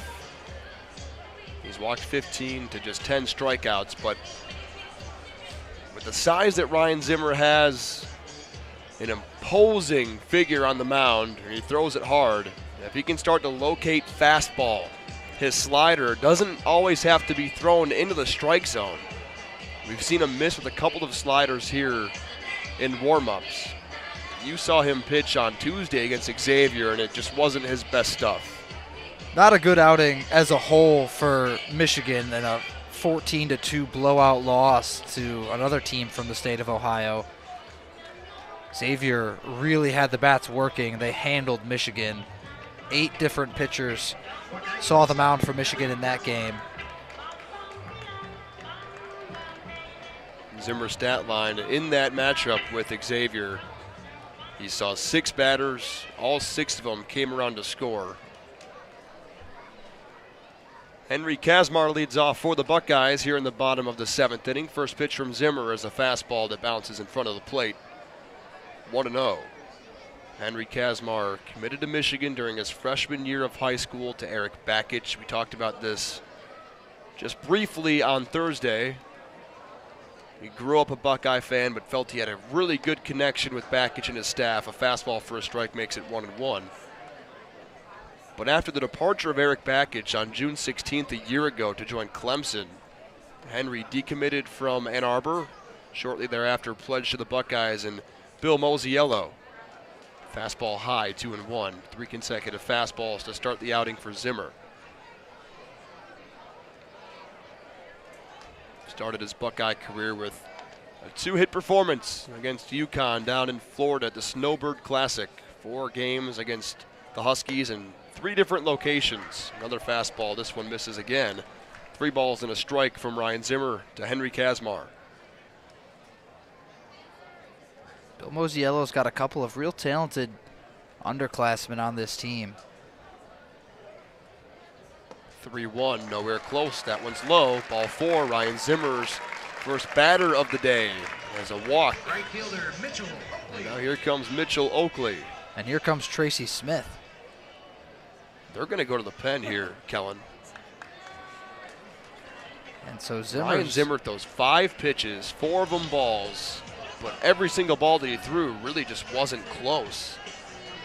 And here comes Eamon Horwedel to enter the game for the Wolverines.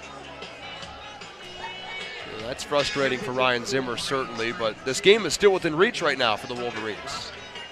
It absolutely is. It's a 3-run ball game, and Jacob Denner came in and gave Michigan almost 3 excellent innings. Came in with the bases loaded, got Michigan out of a jam there, and then delivered 2 scoreless frames in the 5th and the 6th to really bring this game back into reach for Michigan. Unfortunately for the Wolverines and for Denner, the bats weren't able to provide any run support as Gavin Bruni just mowed through Wolverine after Wolverine. Eamon Horwedel will take the mound for Michigan. A brief break before we return here on your home for Michigan baseball.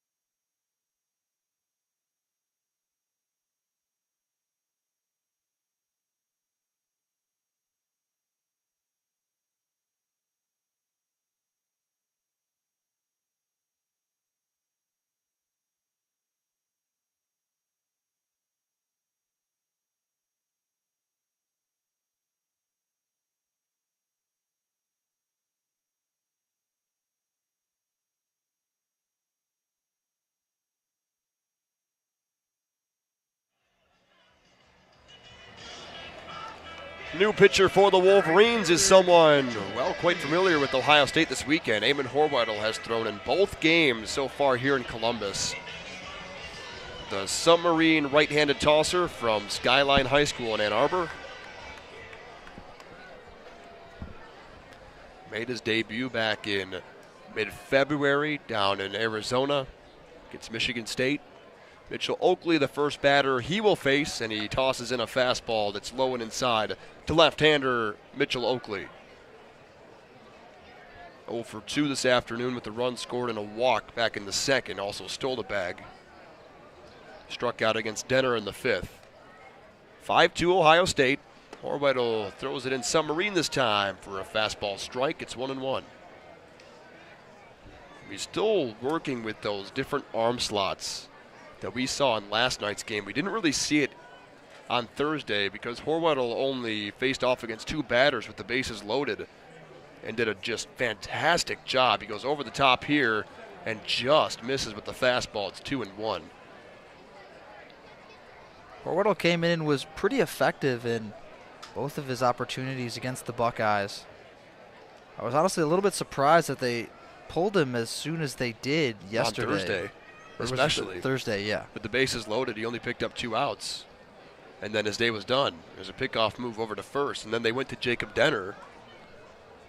So Jacob Denner has pitched twice in this series. Eamon Horwedel has pitched 3 times. Brandon Mann twice. 2 balls and a strike with Oakley as Horwedel delivers a fastball low and away, but swung on for strike 2. Runner on first base, Henry Kazmar. He walked to lead off the inning against Ryan Zimmer. Zimmer was pulled after just 5 pitches.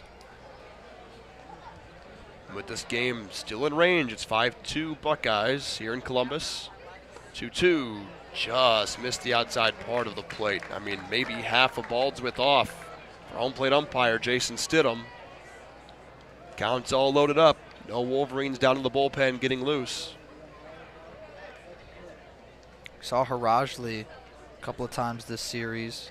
Man, he struggled too. Yeah. Here's the payoff from Horwedel. That's a swing and a drive. Deep center field off the bat of Oakley. Back goes Kim to the track, to the wall, and he'll make the catch. Streaming back to first is Kazmar. Oakley put a jolt into it, into the deepest part of right center field, but couldn't just pass that 400 mark in center field. Jonathan Kim had it spotted right away. Jonathan Kim continues to impress in center. Located it immediately and just glided out there just short of the warning track. So here is Nick Irwin, who's played a stupendous second base throughout this series. Here's a sidearm jolt into left field that's going to drop in front of Flores for a base hit.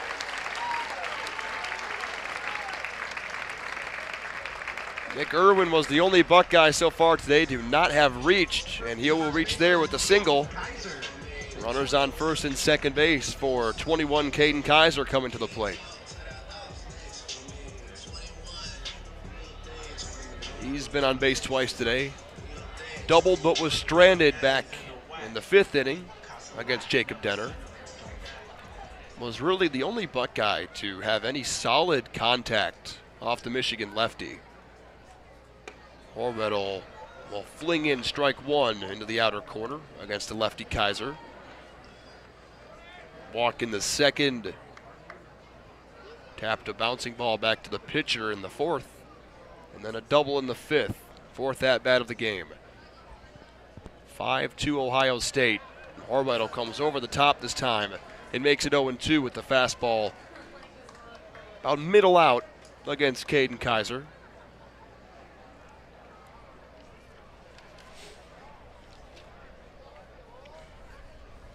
Good count for Horwedel at Michigan.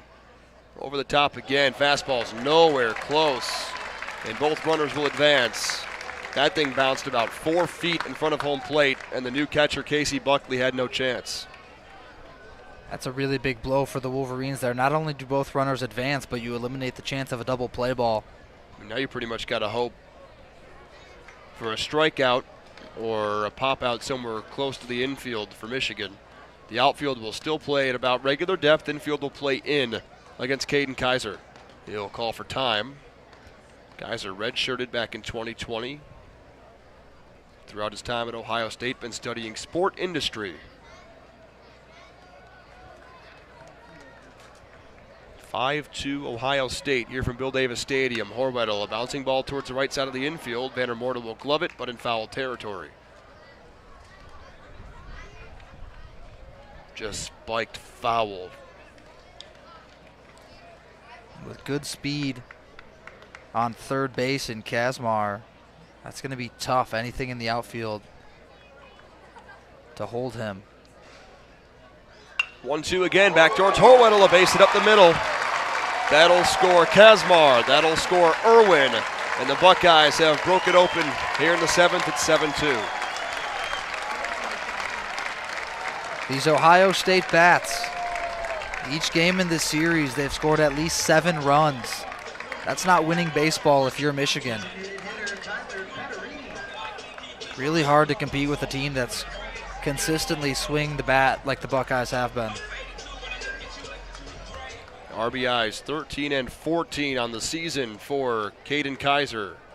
9-hole hitter and doing the DHing as Tyler Petterini steps in on the left side. First pitch swinging back towards Lawrence at second. A glove flip to shortstop for Jeffress, and a throw over to first base will get him for a double play. 4, 6, and 3. Well done by the Wolverines. Maybe one batter too late. A double play off the bat of Petterini will do it for the bottom of the 7th. But Ohio State picks up 2 more to make it 7-2 here on your home for Michigan baseball.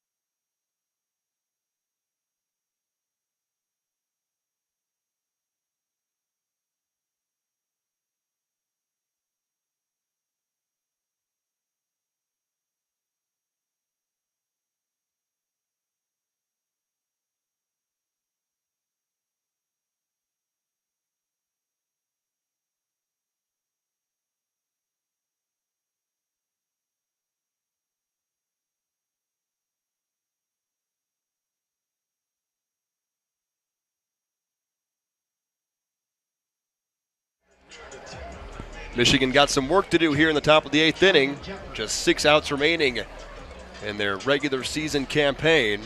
Big Ten tournament starting on Tuesday, trailing 7-2 here in Columbus. Trying to avoid a sweep with the Buckeyes. Cody Jeffress, the leadoff man for Michigan, steps in and takes a fastball high against the new Buckeye tosser, junior from Blacklick, Ohio, Josh Timmerman. Zach, is it fair to say he's your favorite Buckeye pitcher? Would never have a favorite Buckeye, Kelin. Fastball for ball 2 is high. You seemed pretty excited when he came in. The walkout music is fun. Former Wolverine Jalen Johnson gets loose down in the bullpen. 2-0 pitch is a fastball high. That's something you don't see a lot. Former Wolverine. Jalen Jones is the pitcher for Ohio State getting loose. Jake Johnson we saw yesterday. Don't see a former Wolverine in the scarlet and gray often. Same thing. There's 4-pitch walk for Cody Jeffress. All fastballs, all of them high.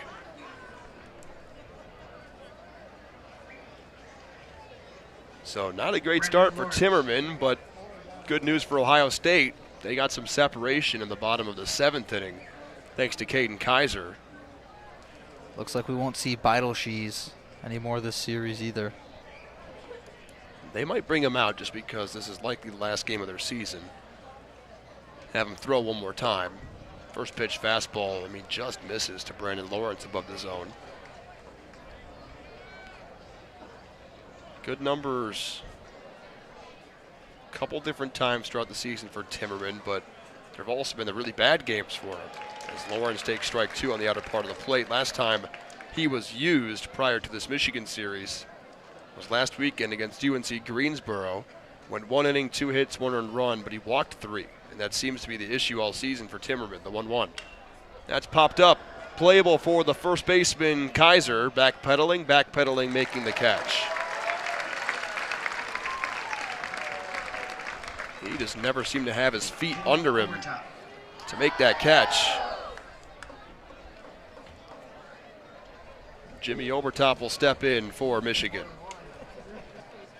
Kind of similar to Vanner Mortal in a sense on Thursday, that I think Jimmy just needed to see one fall, but instead he went with 2 home runs instead.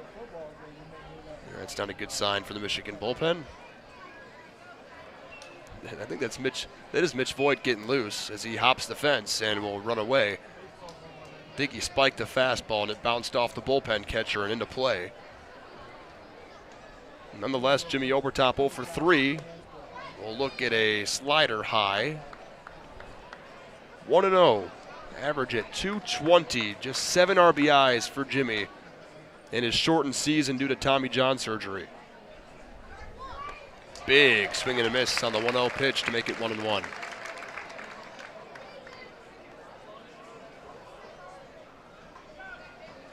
Obertop was the only offense for Michigan in game 1 of the series, has gone real quiet since. 1-1 is another big swing from Obertop to make it 1-2.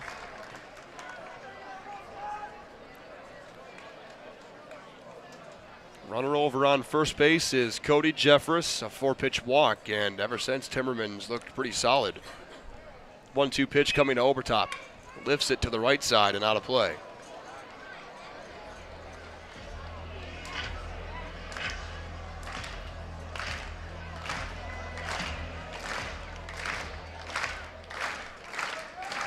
Buckeye crowd getting into it here in the top of the 8th inning with 1 away, 7-2 Ohio State. The pitch to Obertop is skied to the right side. That's a long run for Mitchell Oakley. In fair play, he will bounce into the wall, and it lands into the Michigan bullpen. I think that's really the first time today, Kelin, that we've seen the wind just kind of sail a ball, and it just stayed up into the air and then finally landed in the bullpen. Just kind of carried over. Started out about even with the foul pole and then just kept getting pushed further and further right. 1 ball, 2 strikes. The pitch from Timmerman is a fastball that's up at the letters of the Maize uniforms today for the Maize and Blue. We'd usually call this your Sunday best on the road, but well, the series has moved up a day. Saturday finale, the 2-2. That's popped up again off the end of the bat for Obertop, high into the air, not a play foul down the right field side. If you want a souvenir, well, go stand over there. You'll get one.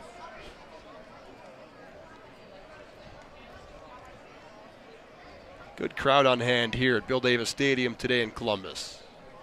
2 balls, 2 strikes with Obertop, 1 away. And he'll take a fastball on the outside part of the plate. A pitch that we've seen called a strike today. Doesn't get it here. That'll load up the count with the payoff coming. Cody Jeffress on first base led off this inning with a 4-pitch walk. Obertop waits on the 3-2. Swing and a miss. Down he goes. First strikeout for Josh Timmerman.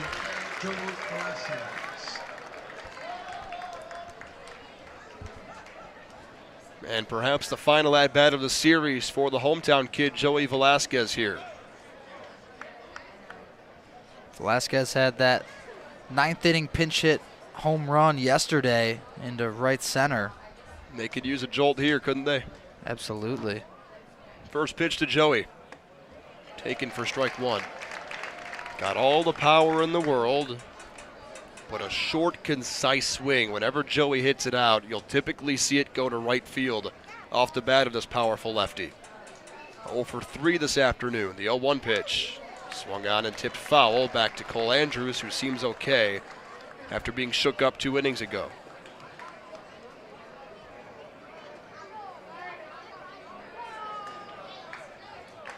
Jalen Jones continues his warm-up in the Buckeye bullpen. 2 strikes in the count. The pitch swung on and missed. Down goes Velasquez, and Timmerman a job well done after the 4-pitch walk to begin the frame. 2 strikeouts to his name here in the 8th inning. Another chance for Ohio State to tack on some insurance here in Columbus on your home of Michigan baseball.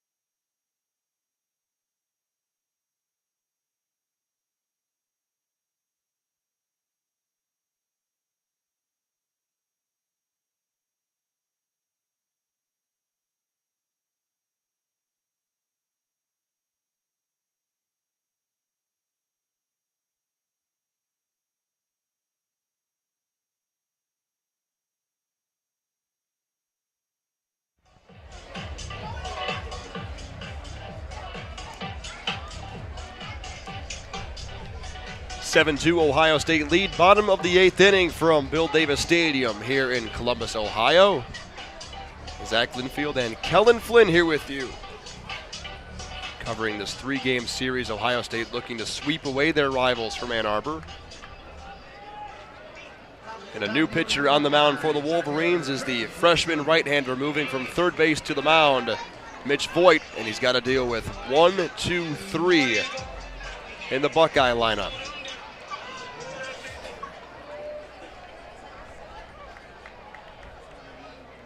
Mitch Voigt works from the stretch. The first pitch from him is a fastball low and in to Trey Lipsy, who has been swinging the bat relentlessly across this series. He was hit by a pitch on a breaking ball from John Torella in his first at-bat, struck out in the second, back-to-back singles.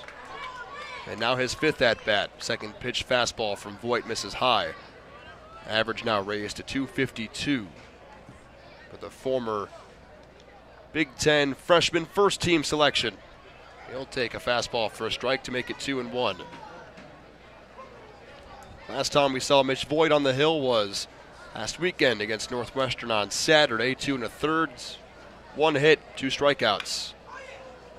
A bouncing ball wrapped foul towards the Michigan dugout to make it 2-2.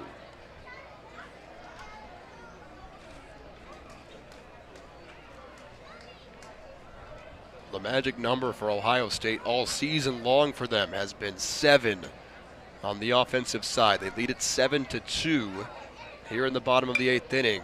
A fly ball, medium depth in the left field. This one could be trouble. Dylan Stanton ranging back. That's a foul ball.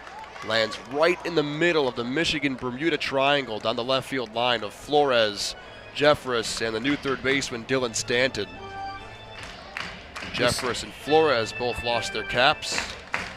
Tough play to make.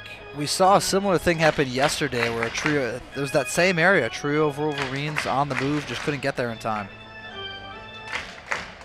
But Ohio State this season, when the Buckeyes score 7 or more runs, they are 20-2. I'd say that's pretty good when the offense is clicking. The 2-2. Fastball up and out, right and around the letter area of these cream home uniforms for the regular season finale between these two. Count is all loaded up with Mitch Voigt and Trey Lipsy. The 3-2 pitch is fouled back to the screen. We'll do it again. And that's not just a trend with Ohio State as a whole, it's a trend individually too, with Gavin Bruni as their starter. Ohio State in games scoring 6 or more runs with Bruni. They'll look to improve to 8-1 on the season. The 3-2 pitch is a fastball high, ball 4, leadoff walk for Trey Lipsy. He just continues to get on base. That's what he does. He makes his way onto the base paths and then can be a terror once he's there. To continue, Ohio State in games scoring less than 6 runs with Gavin Bruni as their starter. They're winless. They're 0 for 5. First pitch to Matthew Gravelin, a breaking ball low and outside, blocked nicely by Casey Buckley. The Ohio State left fielder has been on twice today. He's 1 for 4. A single in the 4th. Brought in a run. There's a big swing and a miss to make it 1-1. Then a 6-4 fielder's choice in the 6th inning.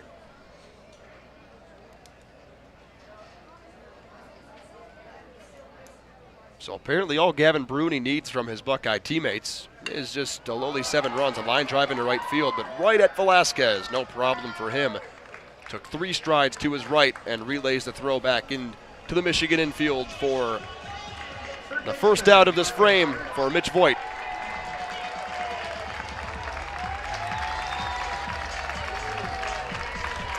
And that extra jeer from the Ohio State crowd as they rise to their feet is because this will be the final at-bat of the collegiate career of Marcus Ernst.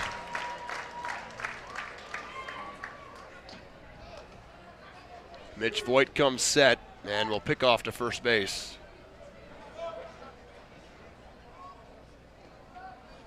Ernst was one of 2 batters hit in the first inning. Lipsy over at first base was the other. Doubled and scored in the 3rd and 2 strikeouts since. Big swing and a miss on a nice breaking ball from Mitch Voigt. Ernst trying to go out with a bang. Literally.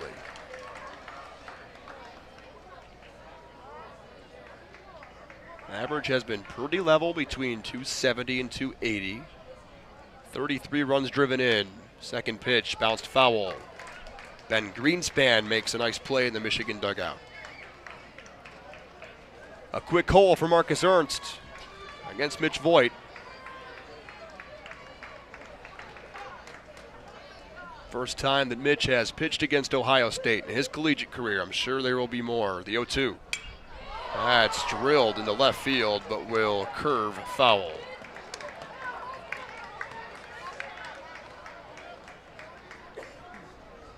Kelin, we haven't seen too much action down that left field line today. The right field side has been peppered with foul balls. Only a handful toward the bushes over there and right. The only suites in the stadium. The 0-2. That one's lifted high into the air center field. Back goes Kim to the track, and he will make the catch. And retreating to first base is Trey Lipsy. And the Ohio State crowd will rise to their feet to give Marcus Ernst a proper send-off after his time here in Columbus.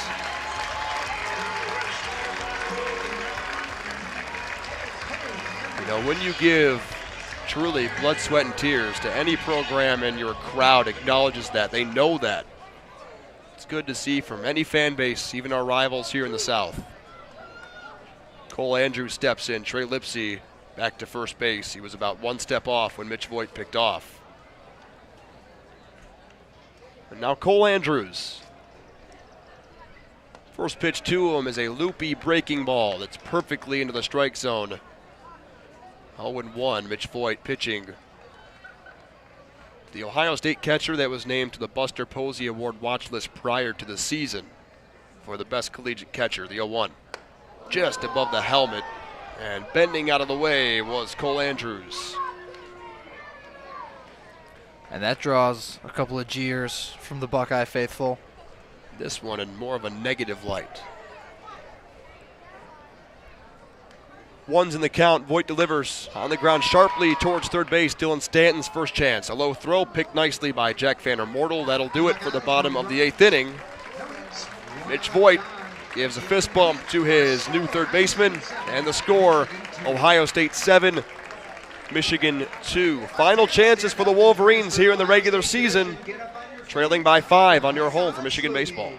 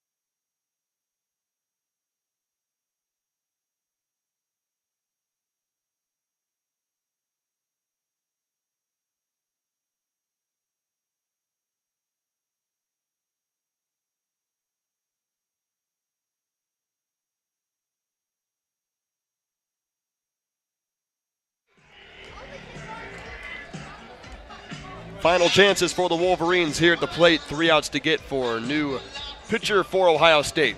Right-handed senior honored before today's ballgame from Pacific Palisades.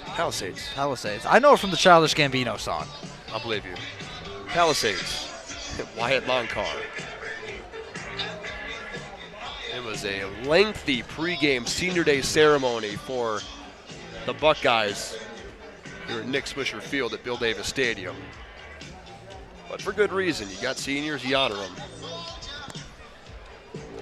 Last time that Longcar took the bump was May 10th.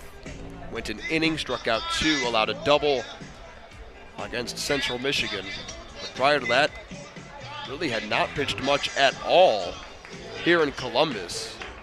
In fact, he's only pitched 3 times here at home this season. Once against Central Michigan, once against Bowling Green, and once against Dayton. So a road warrior, Wyatt Longcar, as Tito Flores will lead off against him. Here in the top of the 9th inning, Buckeyes 3 outs away from a series sweep and into an offseason. Tito Flores digs in, Longcar into his mitt and misses with a fastball, ball 1.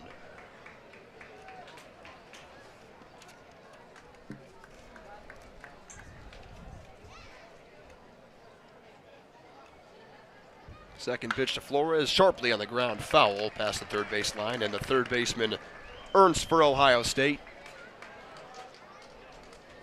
7-2 is the Buckeye lead.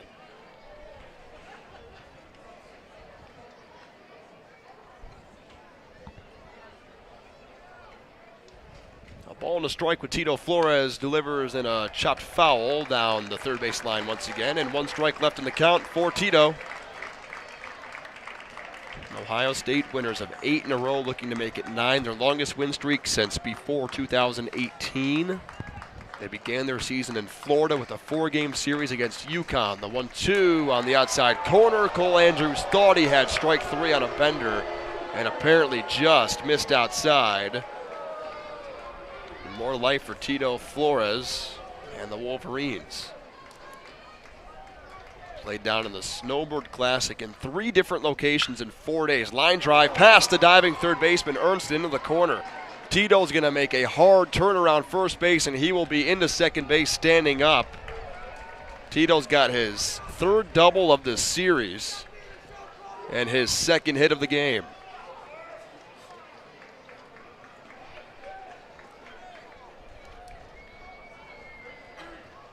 So much like yesterday, the Wolverines get an extra base hit to begin the 9th inning. We saw Michigan really come alive in the 9th yesterday, but it was too little too late. Might be the same case here. Trailing by 5. Here's Jack Vandermortel, 2 for 3. He'll take a bender for a strike.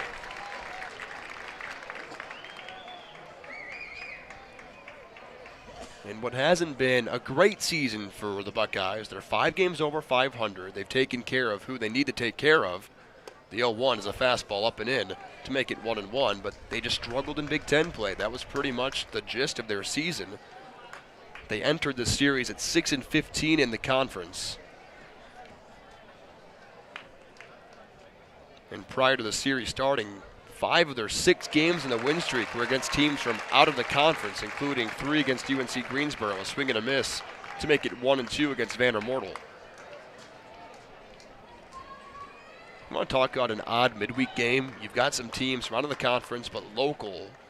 We'll bookmark that after the 1-2. Swing and a miss. Down goes Vandermortel. First strikeout for Loncar, and Ohio State is 2 outs away. They brought Central Florida all the way up from Orlando to come play a midweek game here in Columbus. That is interesting. Michigan's hosting teams like Wright State, Xavier, Dayton, your local teams, the directional schools in the state of Michigan. Big swing and a miss for Mitch Voigt, batting at 249. I can't think of any team that came in for a midweek game from that was not like a bordering state or one state away. Pretty much every state, I believe, bordered. The 0-1, another swing and a miss, similar spot on the outside edge. It's 0-2, and Loncar is feeling that slider right now. But imagine flying up for one day, all the way up to Columbus, Ohio, to play one midweek game. And you fly back that night. Yep, the 0-2 pitch. Missed a bit further outside. Mitch Voigt lays off, 1-2. The pitcher, Mitch Voigt, right now. Started the game at third base. Through a scoreless bottom of the 8th inning. Here comes the 1-2. Fastball high.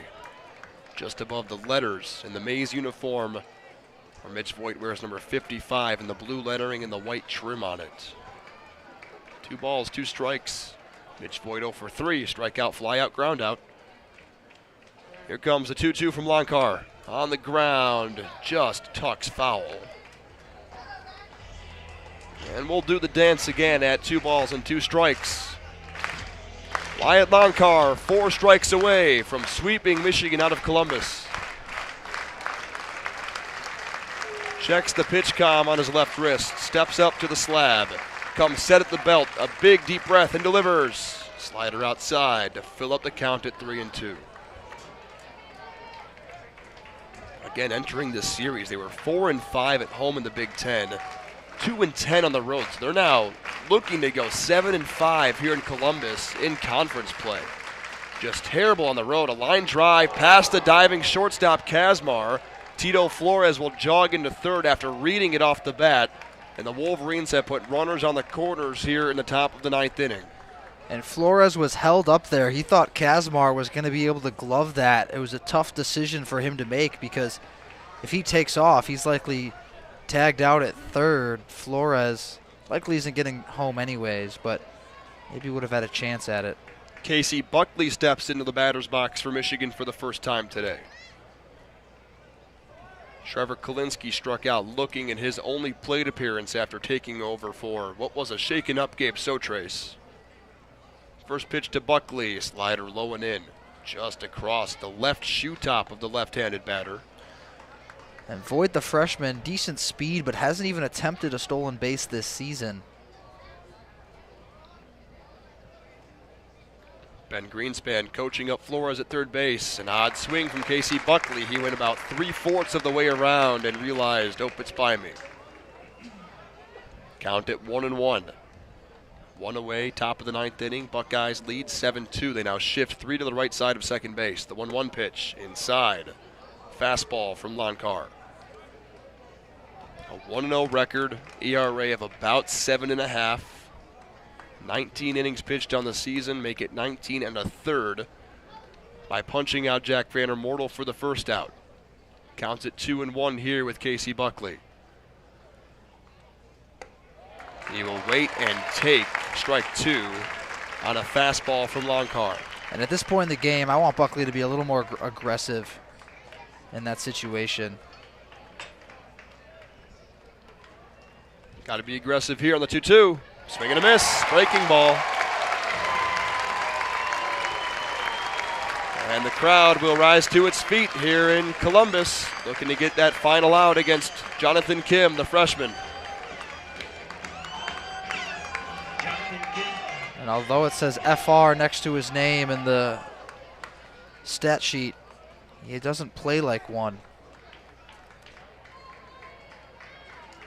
First pitch to Kim is a wave and a miss. You got to get 27 outs in a ball game. The Buckeyes have gotten 26 so far, and 17 of them are strikeouts. One strike in the count with Jonathan Kim. He takes a breaking ball low and in. He's been missing with the slider to left-handed batters just across the shoelaces. Kelin, Flynn, and myself, Zach Linfield, about to make a 3-hour drive north. We'll see if Michigan's got any late inning magic here. There's a line drive towards short. Tough play for the shortstop, Kazmar. The throw to first, and Ohio State will sweep away Michigan. That'll end the Buckeye season, but they'll end it on a high note here in Columbus. Final score, Ohio State 7, Michigan 2. And to spell it out for you, Kelin, Michigan's offense was never awake, and the pitchers were just a little too inconsistent to win a ball game here at Bill Davis Stadium. And Ohio State, they earned this sweep. They earned it against Michigan. And the Wolverines will have to use this as a wake-up call prior to the Big Ten tournament starting on Tuesday. And for you, man, any other thoughts? It's going to be an uphill climb for the Wolverines when they head to Omaha for the Big Ten tournament. But, Zach, I just want to say thank you to you. Your last time putting on the headset for WCBN Sports. Zach just graduated this spring at the end of April and has been such a big part of this station over the last 3 years and everything he's done. Called every football game for us this past football season. We were talking about it on the way up. You called the most football games of any collegiate broadcaster in the country. That's something to be very proud of. And, Zach, I know you're on to big things with the Mallards in the summer and got things lined up for the fall as well, so I'm excited to see where you go. But I just, on behalf of all of our listeners, I know I speak for them when I say thank you for everything you've done for this station and for WCBN. And I personally want to say thank you as well as a friend and as a fellow broadcaster. Well, I thank you for that, and it wasn't the greatest of ways to go out, but hey, I'll trade a win in November at Ohio Stadium for the sweep here in Columbus a couple of months later. But for myself, signing off one very last time from WCBN Sports here in Ann Arbor, my name's Zach Linfield with my very good friend Kelin Flynn, ready to make a fun trip back up north to Ann Arbor. It's a good night, and of course, it's a Go Blue.